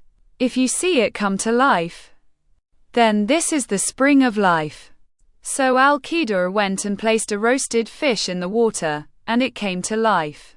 Then he got up, dipped himself in the water, drank from it, and has remained alive ever since. True story. By the way, like I see some people, they are giving me super chat and donation. Those people, I'm going to tell them about the location of life fountain. So don't waste your opportunity. You better give me super chat immediately. Only people who make donation, they will receive the location sponsored by GBS. You keep driving until you arrive to the rock. I'm going to mute all of you who did not donate. Only those who donate, they will receive this information. I'm going to use like some kind of coding. So listen carefully. Christos, she just make a donation. Christos, your donation is bigger than the others. So I'm going to give you not only the GPS, I will give you the map with the signs of the highway. You know, like I would treat you different because your donation is bigger. All right, sister? And now you will live forever. Your neighbor will be jealous. You drink coffee every day in the morning. Generation after generation after generation come and pass, but you are still there drinking coffee. It's your opportunity. Don't waste it. Anyone like to get the location GPS of Fountain of Youth so you can drink from it? As you see, everything have a price. You know, the grifter prophet. Grifter. Who in the world want to believe in this garbage? And because of those stories, you have to give him money. You have to give him your wives, your women, to F them, excuse my language. And that make him a prophet of God. This is what they have in their books.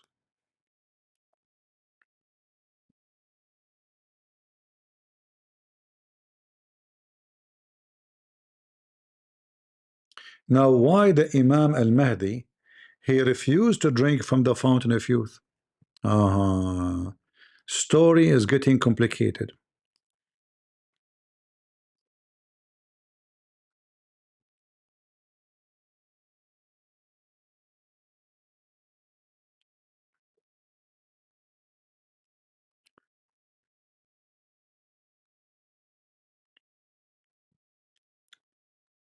Let us see what it says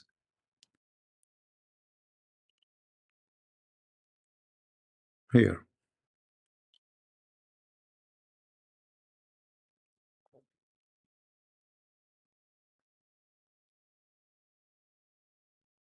Why al-Mahdi did not drink from the fountain of youth?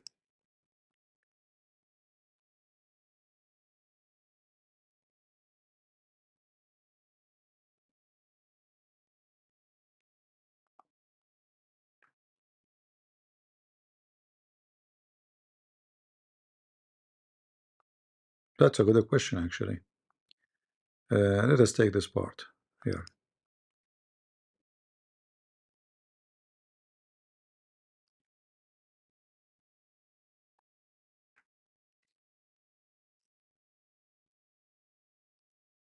This is the question of the Shia about why Al-Mahdi. Why doesn't Imam Mahdi, may God hasten his reappearance, drink from this spring and live until the day of resurrection? Because Imam Mahdi, may God hasten his reappearance, is greater than Khidr. It is known that Imam Mahdi, may God hasten his reappearance, rules for years and then dies, so how could Khidr drink from it while Imam Mahdi, may God hasten his reappearance, does not? Khidr serves Imam Mahdi and comforts him in his exile. Therefore, Imam Mahdi is greater than Khidr. If you notice how many times, each time they say Mahdi, they have to say this. May God hasten his appearance. They don't dare even to say. They have to say it, you know. This is Shia. So the Shia, I mean, the books of the Shia, the books of the Sunni, the books of the garbage, all of them is the same. It's just endless fiction and stupidity. Because a Sunni might say to you, this is Shia, they're Shia, they lie a lot. You Muslim Sunni lie way more. As you see, this is the same, you know, in your books. This is Sunni, this is Al-Bukhari. Water spring called Al-Hayat.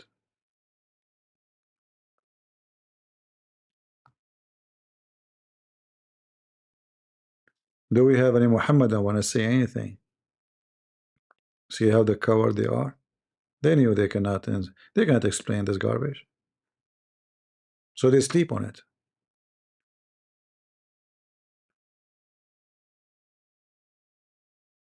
They literally sleep on it.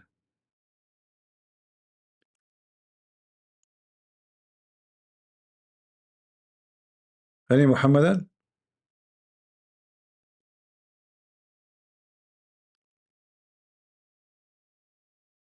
Do we have any Muhammadan?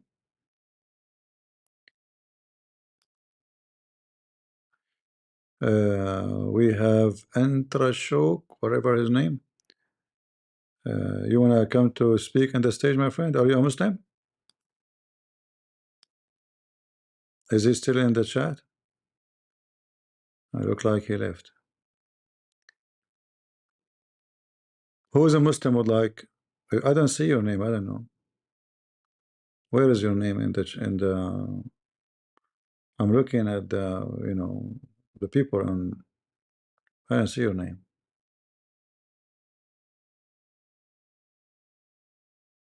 Is that the same guy as a Christopher?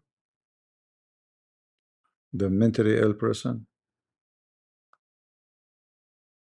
Who is a Muslim would like to join us?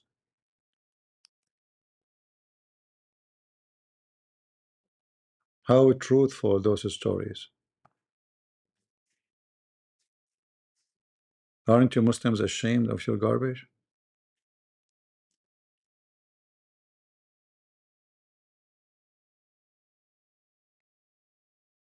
Anyone? Had we learned something new today? Or nothing new?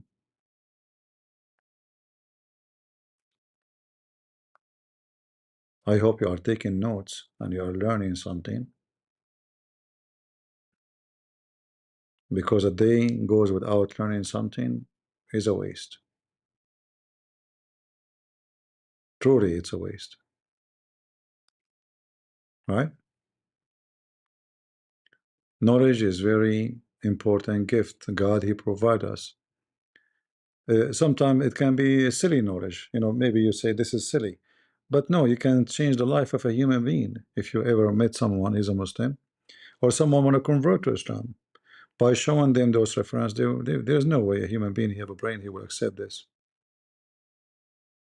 All right? So you can even, it might be your son, your daughter, somebody try to convince them that Islam is good.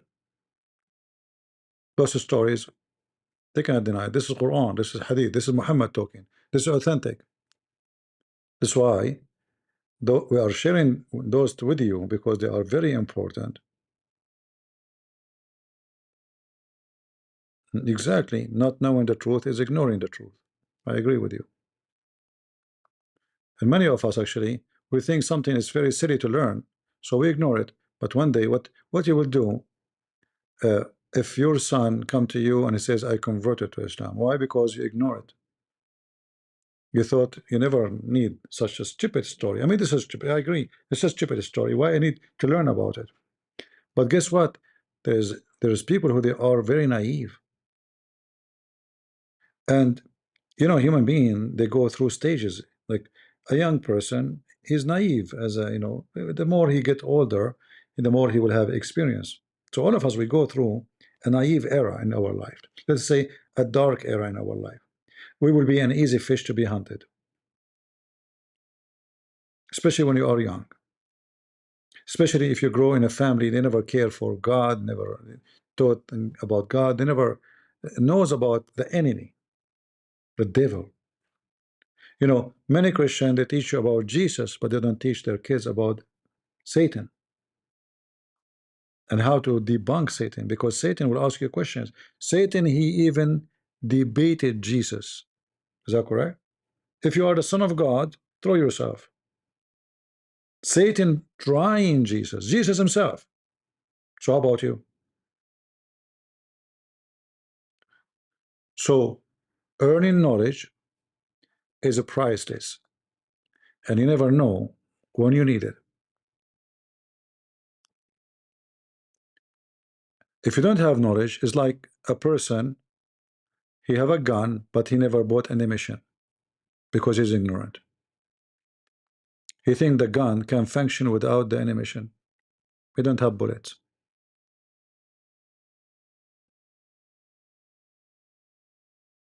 And we are providing you with the ammunition you need for your fight. So use it, take notes. And by the way, the easiest way, like you see now in the screen something, how in the future I want to find it. I'm not a Christian Prince. Christian Prince, he have everything in his head. Because simply he's an Arab, he speaks Arabic, he studied his garbage cult. So he can find reference. I don't say, by the way, reference. I search right away and I find it because I know exactly what it says. So what I need, I type the sentence, I find it. Very simple. What about you? When you see any of my videos right now in your phone, we have a new technology. It's an amazing actually. You can take a screenshot of the text and you can ask Google to search for it. You will find it in a second. You will find it right away. So you can right now take a screenshot of this in your phone. You can choose a line or a few lines of in text and ask Google to search for it, or you can even post the whole image in Google and you will find the reference. So the videos are very useful. It's better than you see me in the camera. You will see nothing good looking anyway. I will scare the hell of you. Here we share with you reference where you can come back to it anytime you wish. And as you see, the coward, the Muslim, they don't dare to come and debate us. They don't dare. They will debate everybody. How they can refute this? The Christians are busy with the Muslims speaking about the Islamic dilemma, as if there's nothing in the garbage of Islam. We do not need the Islamic dilemma. That you can use only when a Muslim he speak to you about the Bible is corrupt. This is one topic out of millions. But what they do, they stuck with it. That's it. There's no other topic in Islam. Muhammad is not a grifter. Muhammad is not a stupid. Muhammad is stories. That's it. Islamic dilemma. The Quran confirmed the Bible. How stupid is that? Ignoring all the garbage and focusing in one piece of garbage. So, as you see, every story in the Quran is a big dilemma for Muslims. In fact, the Muslim, they wish always, the Christian, they focus on the Quran confirming the Bible. Why? Because you will not mention those stupid things, which is very embarrassing. It's very embarrassing. That one, the Islamic dilemma about confirming the Bible is debatable, The Muslim, they can go around it. This one, they cannot. You know what I mean? So uh, uh, you are choosing to debate them about a topic which is not important really. They can go around it. They can manipulate the answers. Uh, I mean, there is many ways to go around, but those things, that's it. Hey, Christopher, are you asking me to kick you out of my server? Is that what you want? I can kick you out. You're mentally ill, you idiot. You're literally don't get married. All right? What's wrong with you?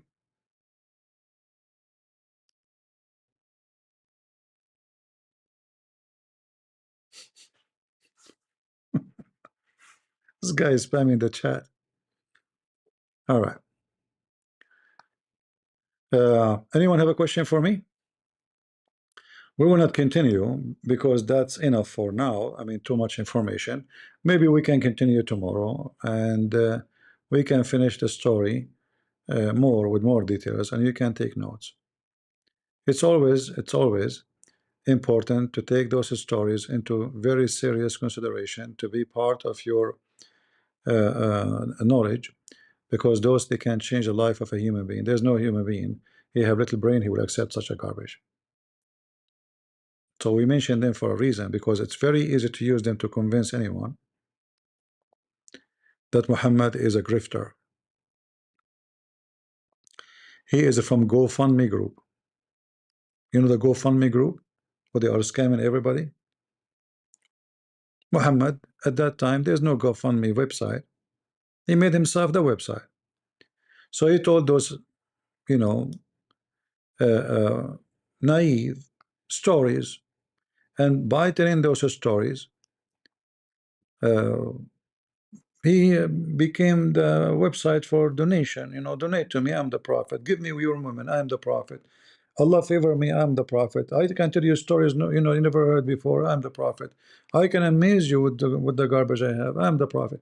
So all of those, they serve for one reason, is to make you feel that he is the one who have knowledge and you don't, by making up stories which is not even his own. He is copying others. This is why you see actually in the Quran many of the Arab who they are educated, not all the Arab are educated, they said to him, this is nothing but the fairy tales of the ancient. They said that to him many times in the Quran, at least nine times. This is nothing but the fairy tale stories. And our parents, they told us those stories before you, the same stories. You know, our forefather before you, they told us those stories. Those are fairy tales. They knew, but still there is some naive. And as you see, we are 14 centuries after this garbage Muhammad is dead. Still there is someone in the year 2026 he believe in such a garbage. It's a miracle, isn't it? That after all, you are still an idiot and believe in such a stupid stories. In a time where people they are trying to reach into Mars, still there is somebody, he have two big donkey ears in his head. He want to tell you that he's a doctor, he studies science, and he believe in Muhammad.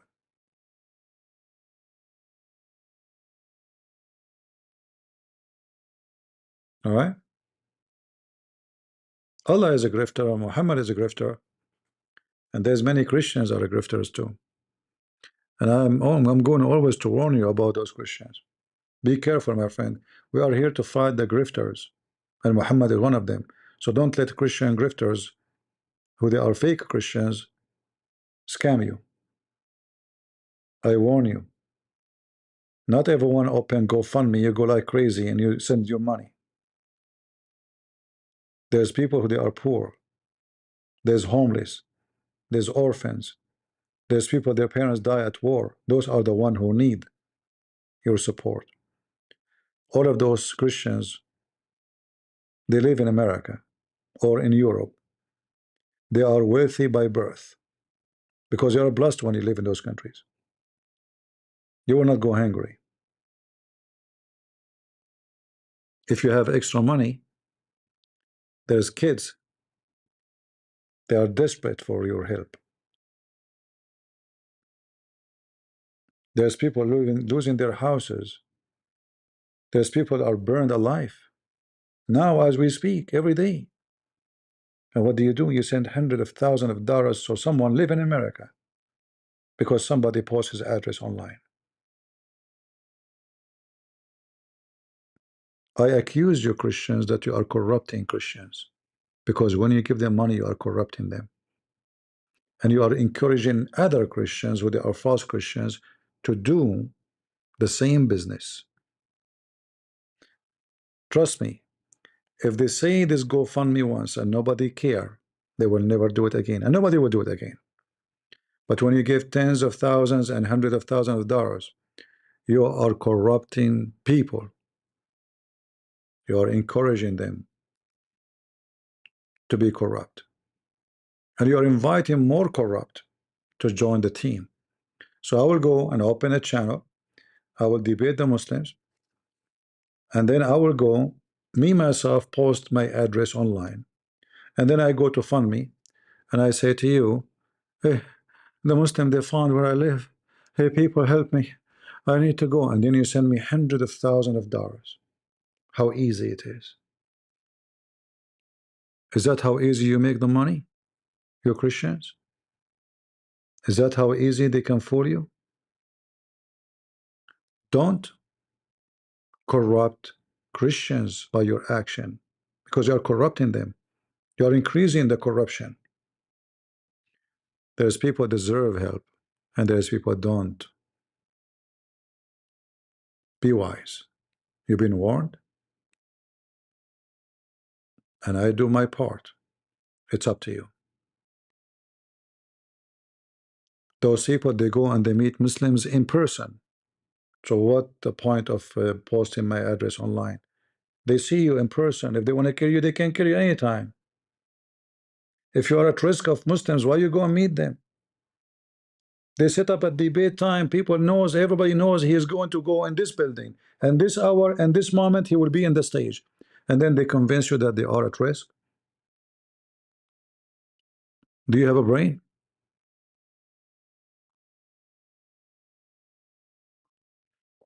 No, I'm not saying fake. It can be true. But this is not an excuse. Because those people, they go and they meet them in person, correct? They set up a debate in a date time, 2 months in advance. I will be in this location, I will be in this address, I will debate this guy. So what it's mean to post your address? They do not need your address. Do you understand? Use your brain. Don't be half a brain Abdul.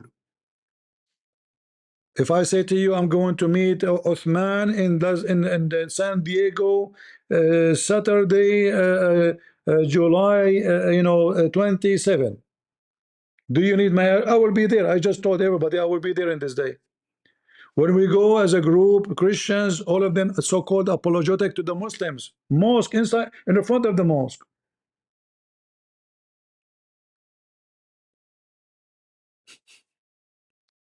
Right? So how you are scared for your address, your life, etc., and you go there? Are you really in your life at risk? Obviously, if they want to kill you, you will be dead from long time ago. Because you do not need to find your address. You are going to them always. So I'm really, truly feel bad about those Christians. They have good heart, and they are using you.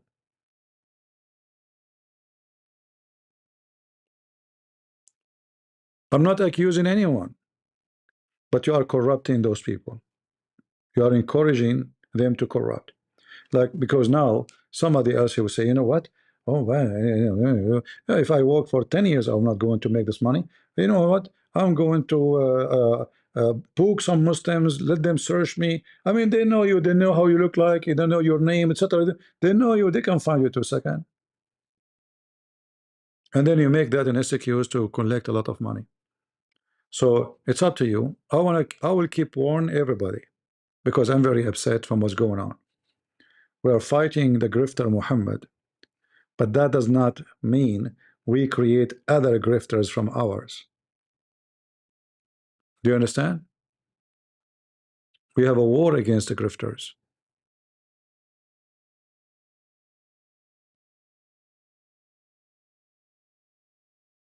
So be careful. You've been warned.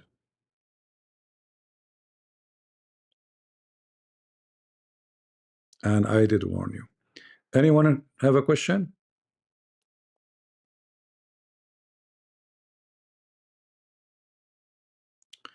Bank Piggy, your own chat attacking me, knowing how much my message align with yours. This is really funny.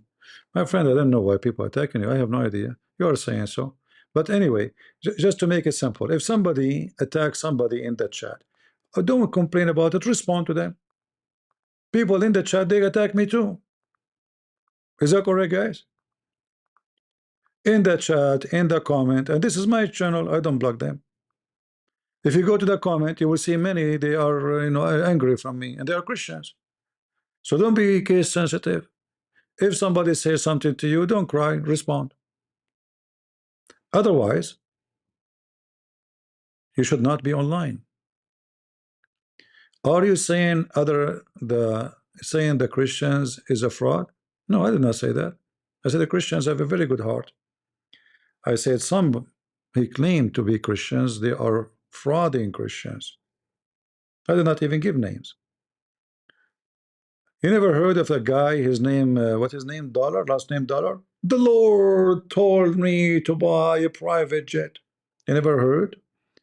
You never heard, you never saw in the news that a priest, he claimed to be a priest, he have a church, and then he is a child molester. He's a fraud.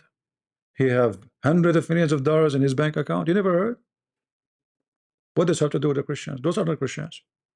Because you can't be Christian and you do that, right?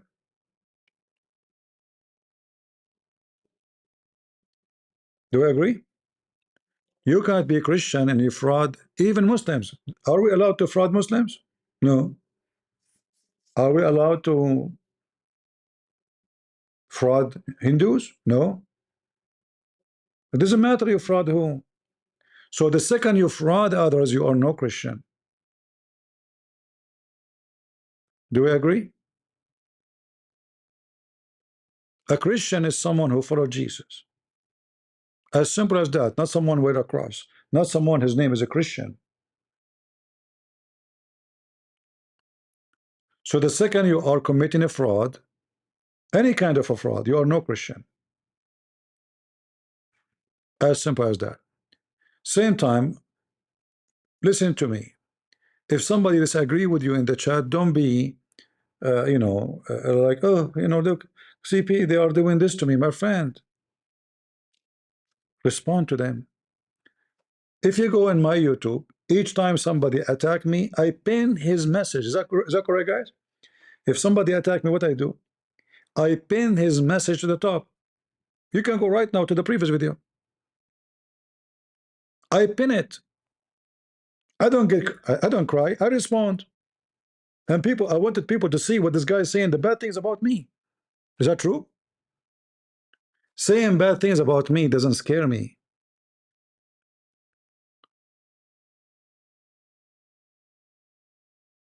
Because it's not true. I know myself and I respond to you and I get you busted. And then I don't block you. I don't hide it. I put it in the top because I fear no one but the Lord to lose his love. And I will lose his love when I do wrong only. Otherwise, everything else, I don't care if people get upset. Oh, why you are talking this? Why you are attacking those who do GoFundMe? I have my reasons, very simple. They don't need it. This is become a business. This is not about sponsoring someone for making living to buy food. No, we're talking about hundreds of thousands of dollars each time they do that. Those people, they become millionaires, literally millionaires. What does this have to do with Christ?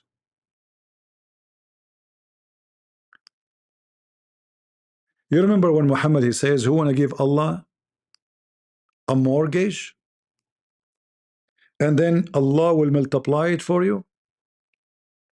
Hmm? This is the grifter Muhammad.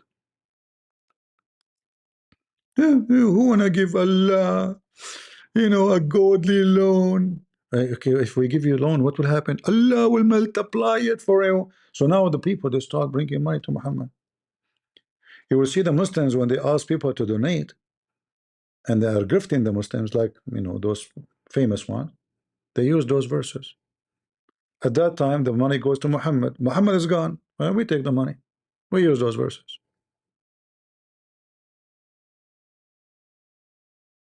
All right. They are threatening his wives. I don't know. You are talking about who? I'm not talking about a specific person. But let me answer you. A person want to kill you, he will not threat you. He will do it. Secondly, getting 100,000, 200,000, 300,000, that will not protect neither you, neither your family. It's a lie.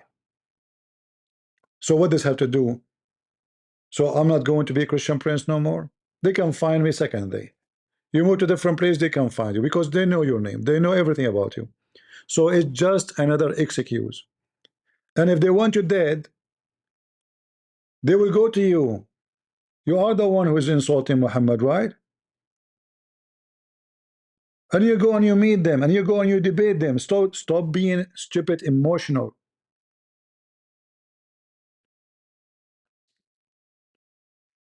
Trust me, if somebody wants you dead, Trump, he was almost killed by kids twice. Not CIA, not mafia, a kid.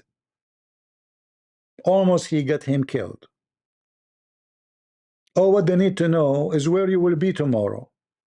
And those people, they say where they will be tomorrow. They debate Muslim, they set a date, and you are naive.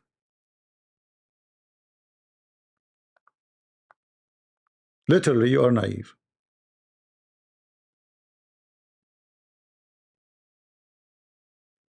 Even if you have bodyguard, they can protect you. What bodyguard can do?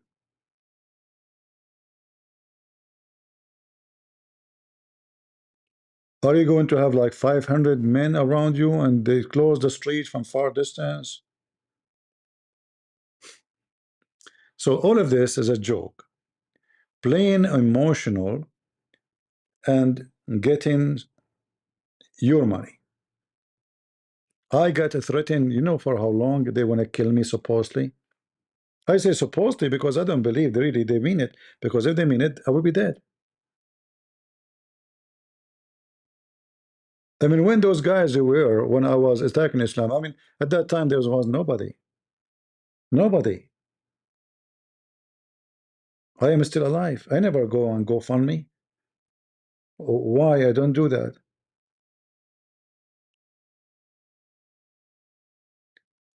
Be careful, my friend.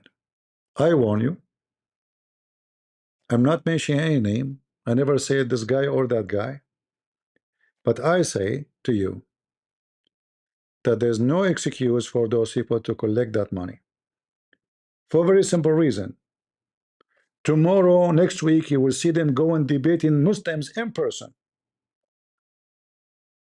Which means the Muslim, they knew where to find them. They do not need to go to their home.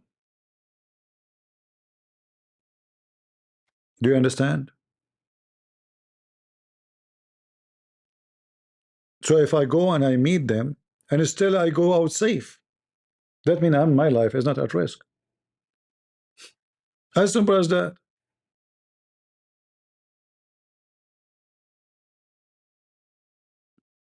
Is what I'm saying to you make sense?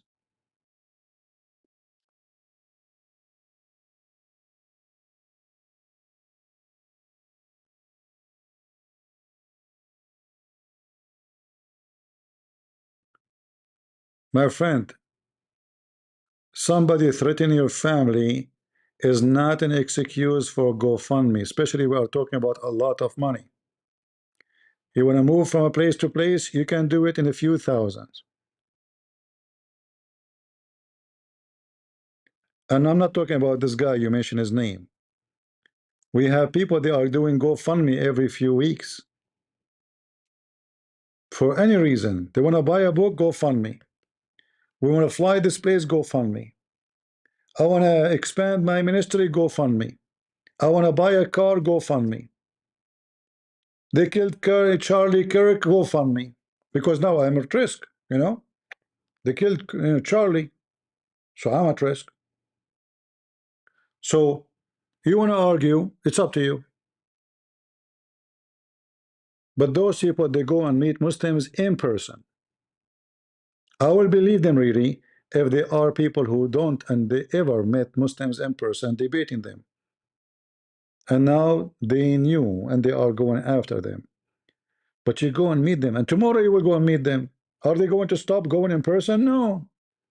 So what's the point?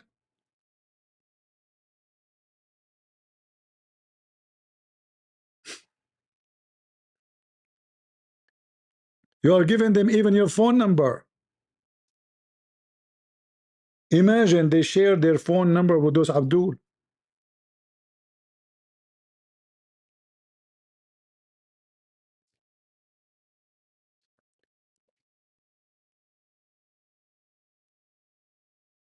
What if somebody taking you to court and you don't have the money? Okay, then you can ask for this. I'm not saying that, and I did not mention this. I'm talking about those who want to meet them. They debate them, they meet them in person, and then they claim that their life at risk. It doesn't make sense. Do you understand? I'm not talking about somebody he needs support for something, like let's say, as you said, court.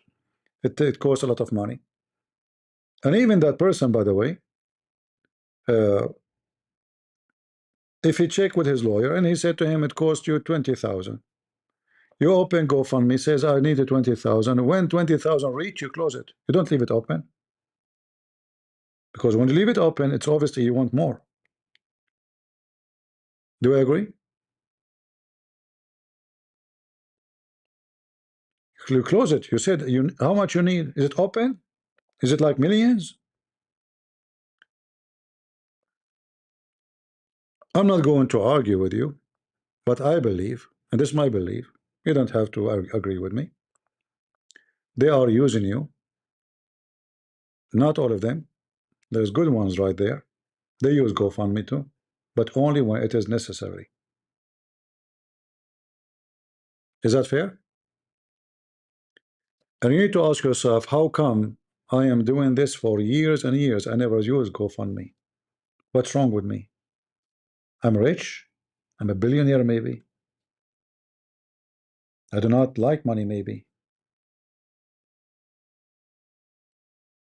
Why I don't use it? I can use it like that. And I'm very sure I will get a lot of money. But which excuse I will use? Whatever excuse is going to be a lie. Because your money cannot protect my life. Period. It doesn't matter how much money you give me.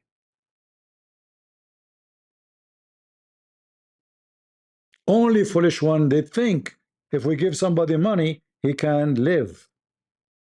What you will do? You move to a different place, they will find you. They have your name. They can find you again easy.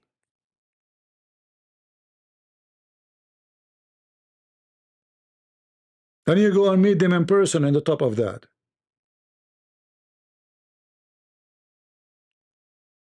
But you are stubborn, you don't want to listen. It's up to you. I'm thinking to open GoFundMe tomorrow. Okay? My car is old.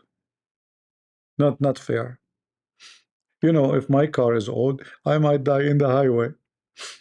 Oh, what if the Muslims, Abdul, they chase me and my car is old? They can catch me easy, brother. GoFundMe, go. I gave you a reason. Who they hate as much as a Christian prince? I mean, they hate me to death. They made a PhD study about me in Indonesia.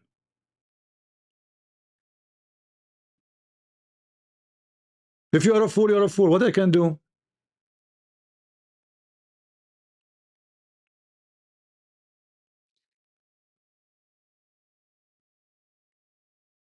If you are afraid of your life, then never open your mouth. Go watch cartoon. Go play card. Play tennis. Either you are a warrior or you are go-funder.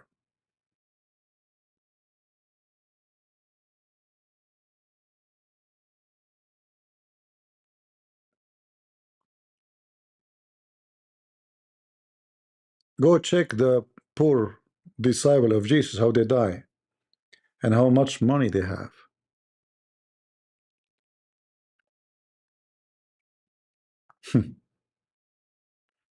I feel sorry for you, Christians. You have good heart.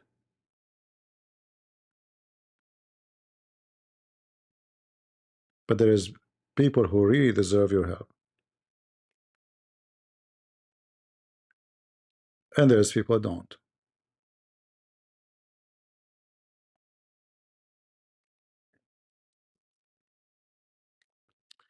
All right. In fact, I accuse Christians of encouraging fraud by doing this. Because now many, every few weeks, you will see somebody saying, they doxed me, they put my address. Yeah, you will see it. Because when they see the numbers, they say, okay, I think this is the way to go. And then they gang together, like they promote each other to support. Like today is my turn, tomorrow is your turn.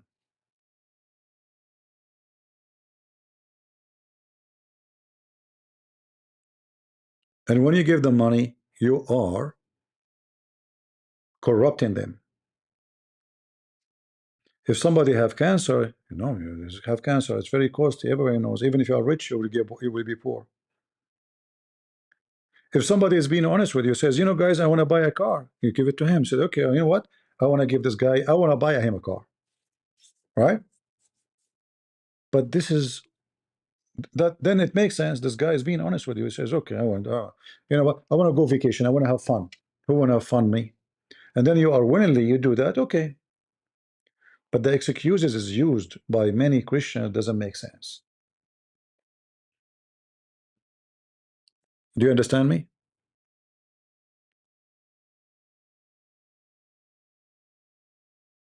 And the reason is very simple. I go and meet Muslims in person. In person. And then I want to convince you that my life is at risk. So now we collect the money. Tomorrow I meet the Muslims. But remember, I'm worried the Muslim will kill me.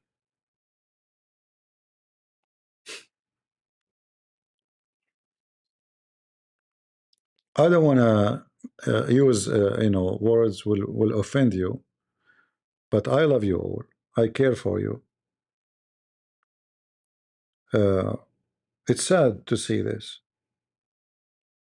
It's really sad.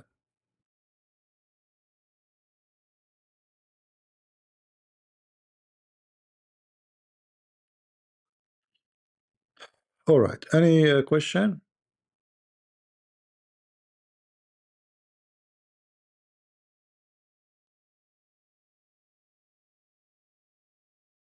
Anyone?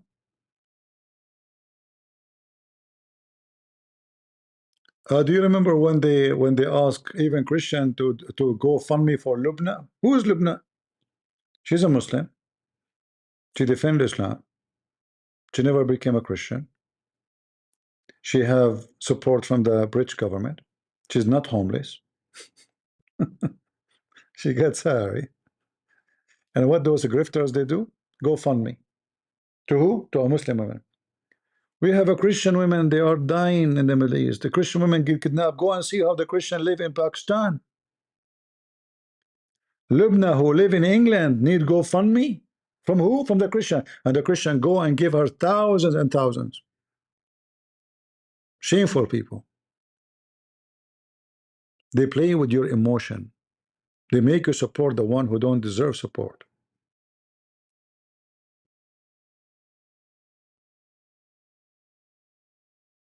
This woman, she have kids, which means she have a husband. Even if she is divorced, he have to pay them. In Europe, most of those women who they are divorced, they have support. You can have a free apartment.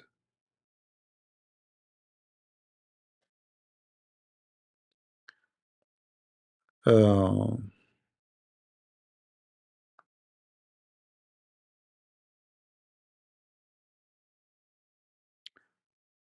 Christian Prince regarding the invasion. What verse would you advise the crusader for wisdom in one how to act? Well, my friend, all the Bible is an advice for the crusader, because you see, crusade is not only about going to war in a violent way. Violent have a place. Like the Bible says, there's time for peace, time for war. Is that correct? Anyone knows where this verse? Time for peace and time for war. Everything have a time. So when it's time for peace, you do what peace need. Peace have different need. We debate, we argue, we try to convince, we speak gentle, right? But when there's a time for war, we go for war.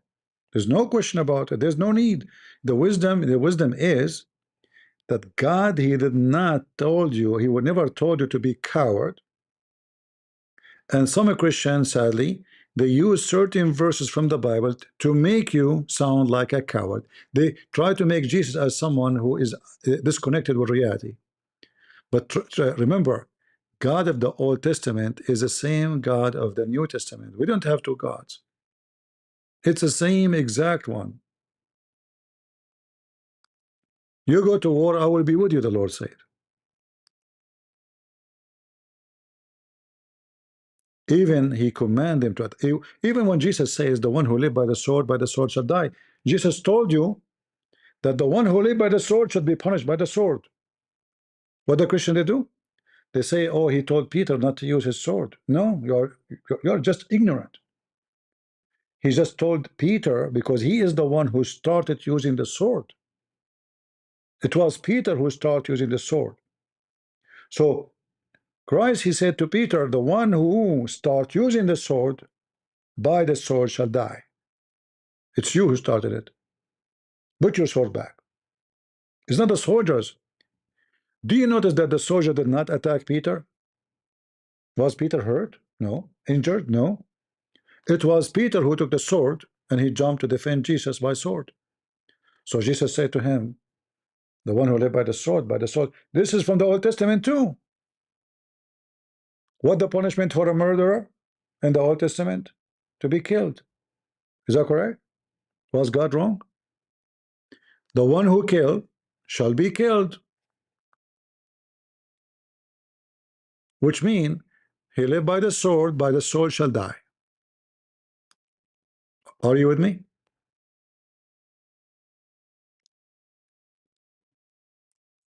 The second you decide to live by the sword, which means you are the aggressor. It's not you defending, it's you who's aggression. Did I answer you, my friend?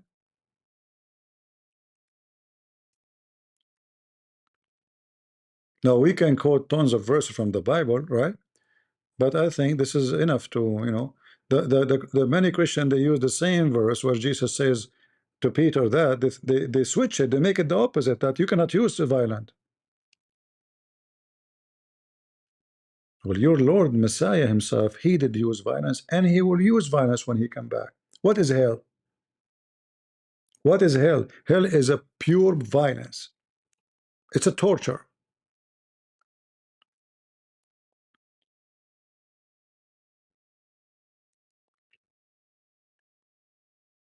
When the Old Testament says the Lord is a warrior, was that wrong?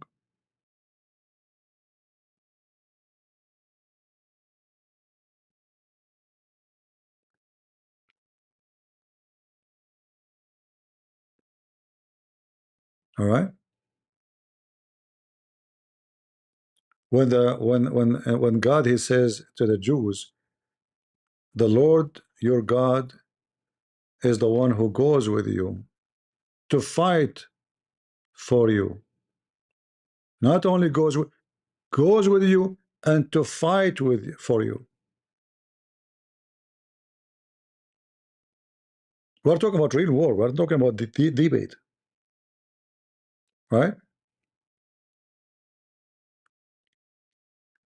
And then they will quote for you from the New Testament verses about loving the enemy. That is not the same. Here, the enemy, you see, Jesus, he said that your mother, your father, they will hate you because of me, right? Those are the one you love. It's not about enemy as an army, and no. We're talking about your family. They will hate you because of my name. You love them. We are not talking about Genghis Khan coming to rape your wife. If you let him do it, you are guilty and you are a sinner and you are wicked. Because guess what? The Bible confirms that the one who allow wickedness is wicked too. In fact, he's a partner in that wickedness. Because you allow it. Right? What do you think about somebody coming to his wife, to his house, and they told him, I want to rape your wife. He said to him, go, I'm Christian, I'm not going to. Go ahead, she is inside. What do you think? Is he going to go to heaven? Hmm?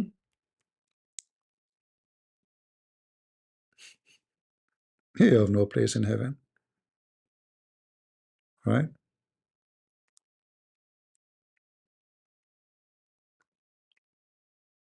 Uh, for me, always I struggle with the Christians, and I always see some hypocrisy. And I mentioned to you before, a story. Uh, Always I carry guns. Always, This is not have not to do with Muslims. I carry guns before I ever speak about Islam. And always when they see me, even my gun is not showing. They knew I have a gun. Why, brother? Why you hold a gun? Why you have a gun with you? Brother, we should not do that, right? So what's wrong with you? I have a gun, it's not you. So one day we went for hiking, and we are supposed to sleep like in the wilderness. It's a few days.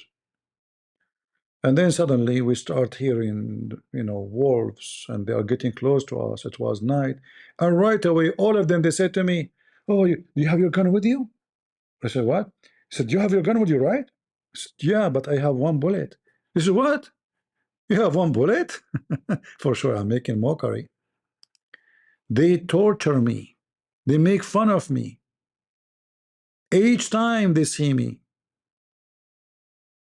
I cannot even show my gun. I have to keep it like hidden because they get upset. But when the wolves came, they always go behind me. Where's your gun? I told them I have one bullet, so I can protect only one. So you should see their faces. They believe it. But do you see the hypocrisy? Do you see how they are illogical and they're being naive? Suddenly, their gun is good. Suddenly, having many. Second time we went for hiking, they asked me, you have your gun with you, right? I said, why? He said, oh, you don't know, you should take it. Huh? Now, they want me, like, I said, well, what if, oh, okay, I don't know if, do you have your gun with you? Imagine if those Jews in Israel, they don't have guns. Zohran Mamdani will arrest them all. I mean, even this is comeback, he think he can arrest Netanyahu. This is what happened when you put a Muslim in the office. You think he became the king of the land.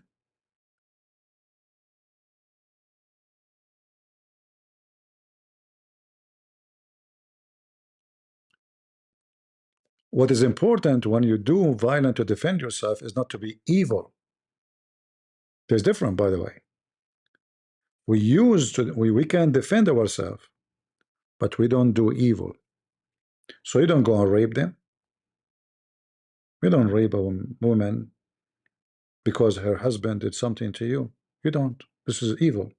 You don't overcome evil by evil, right? This is against the Bible. But you do justice. You do justice and justice only.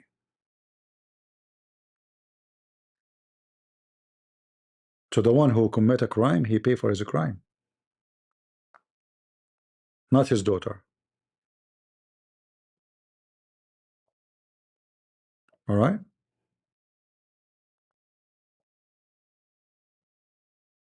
Anyway, I hope I answered the question. And you know, for me, I don't respect a Christian who don't is not willing to defend his house, his wife, his children, his country. I don't respect you if you don't.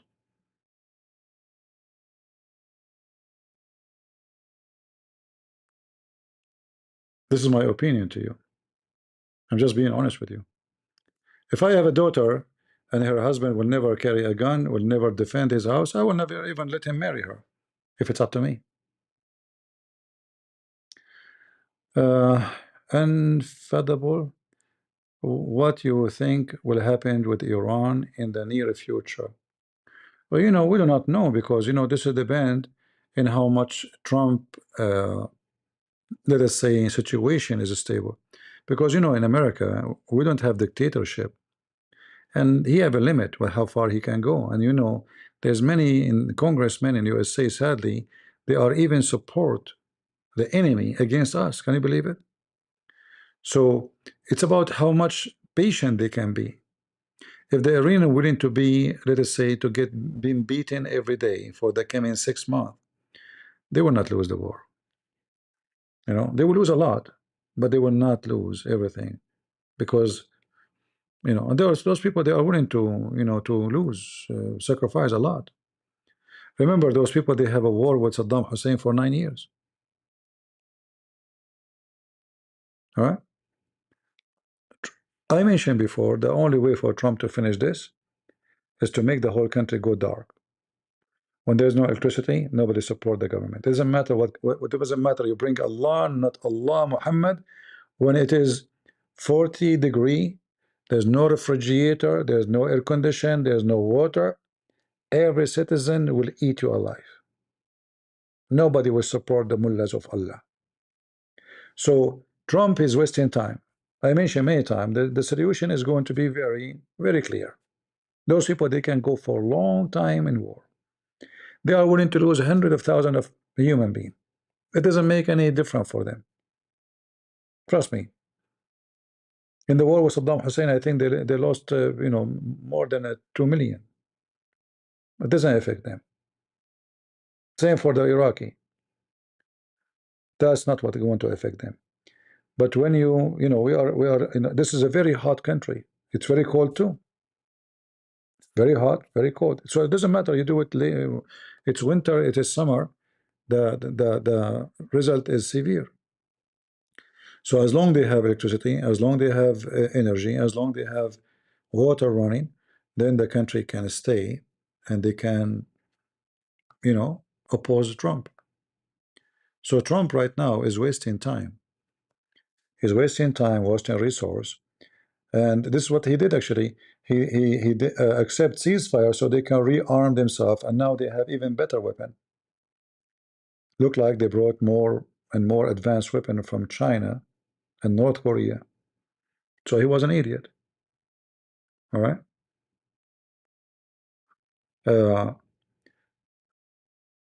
So if you ask me about Trump, I believe Trump procedure in this war is a big failure. Same time we have election coming soon. So they knew that. They aren't stupid. They knew that he have election. They knew the oil price going up. This is why they are playing him.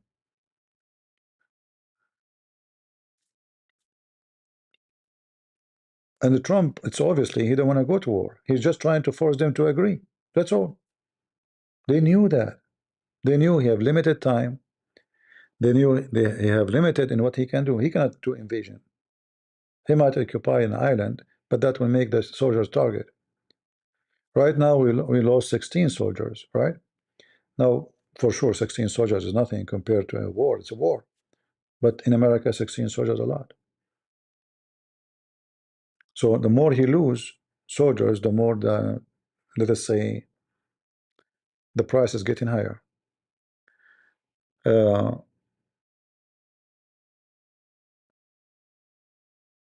so I believe until now, he is not doing the right thing. He's being easy. Still he is hoping that they will come to an agreement. He's being stupid. Because even if they agree, it's going to be temporary. And I think he knew it's going to be temporary. He just want to pass the election. He's being stupid, literally stupid. This guy, you need to praise him. Say he is the most wonderful. He's the most amazing. He's like Muhammad. You know, Trump has zot upon him. So, and he treat even his friends as dogs. Like, stop attacking Iran, Israel. And he swear at them. And now the Israeli actually, if a Trump he asked them to join, they should not join. If I am Netanyahu, I will never join with him. I will say to him, we will go alone. We have nothing to do with you. It's not up to you. Go to war, don't go to war. We are not your dogs. We are not your hunting dogs. Israel should not listen to Trump no more. And never join with him in anything. Because he's like a moody guy, he wake up in the morning and say something like Muhammad. He enjoined them something in the morning, he forbid it afternoon.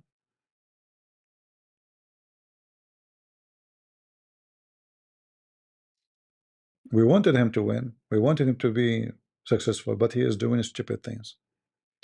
Anyone he think he can have a peace agreement with Muslims is a donkey. Take it from me. The Quran says clearly that cry not for peace when you are the uppermost. All right?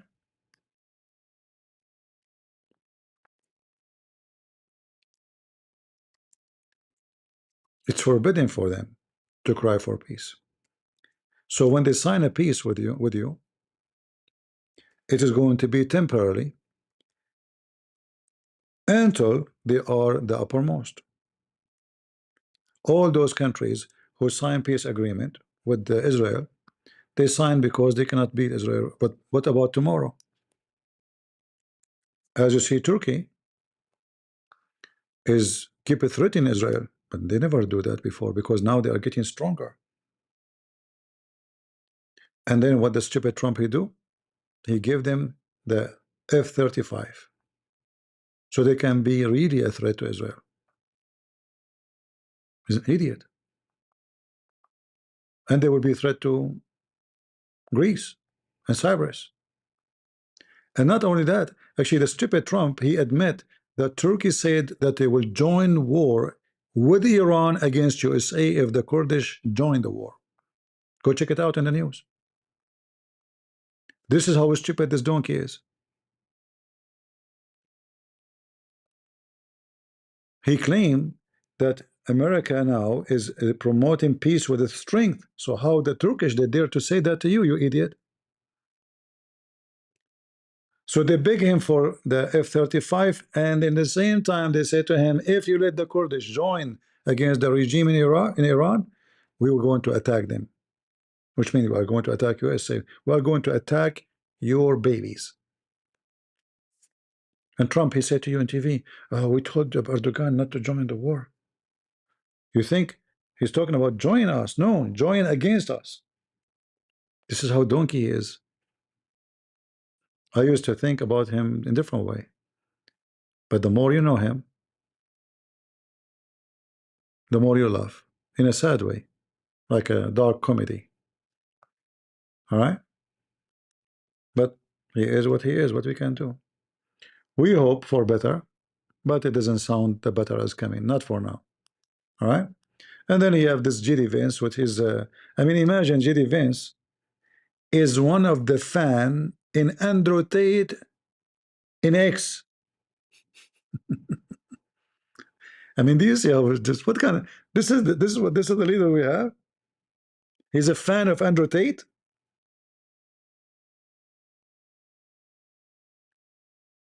How wicked, how naked. Your vice president is a fan of Andrew Tate.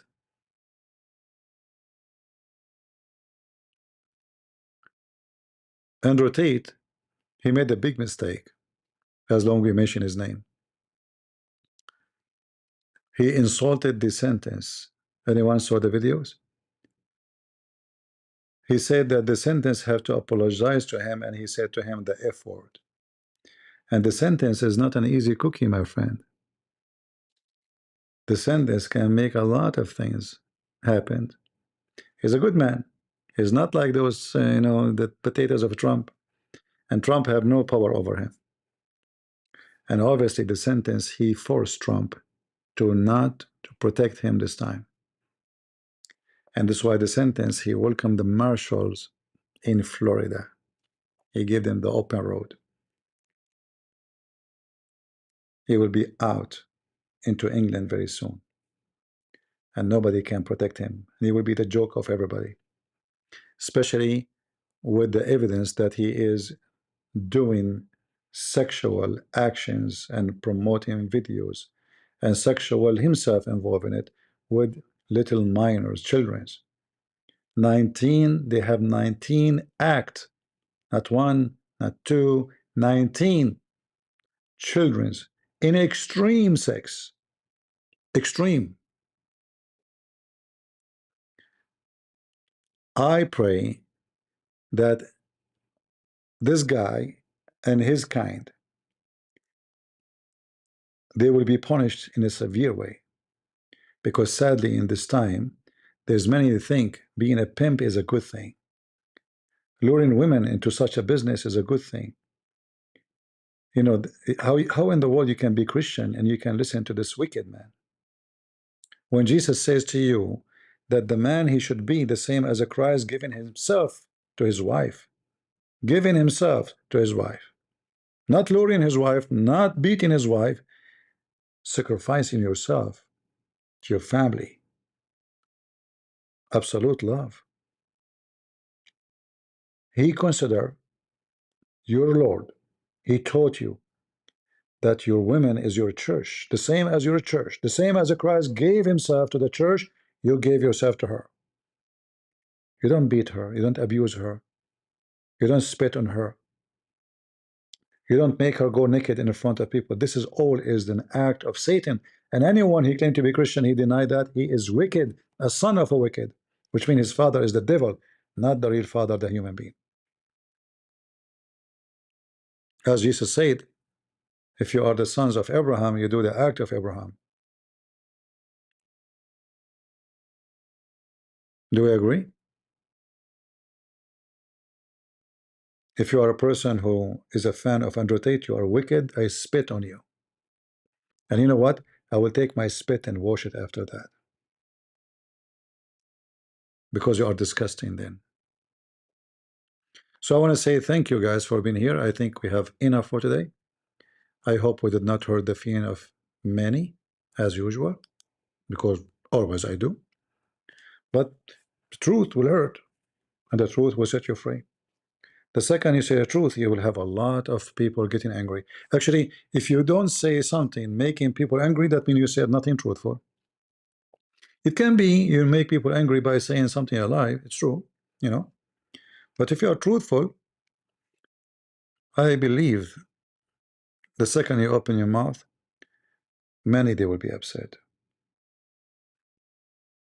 Because you will say to the naked, you are naked. To the wicked, you are wicked. To the one who's dressed, you are dressed. You say it as it is. And in the world today, few people do that. That's why, you know, when we talk about the grifters, many Christians, they say you should not do it like this. Why you should not? What's the problem? Shall I cover? Shall I go blind? Shall I be hypocrite? They claim that this is about unity. This is not unity. We don't unite with the grifters. Unity is not with the devil. Unity is with the truth. Unity with love. If they love you, they will not abuse you.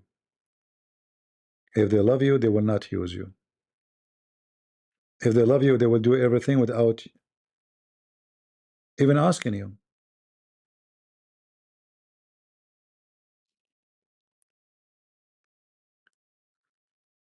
So I want to say thank you all for being here, and I hope to see you, if I could, tomorrow, God is willing. Until then, I say to you, God is good, so is Jesus, and we are the crusade. See ya.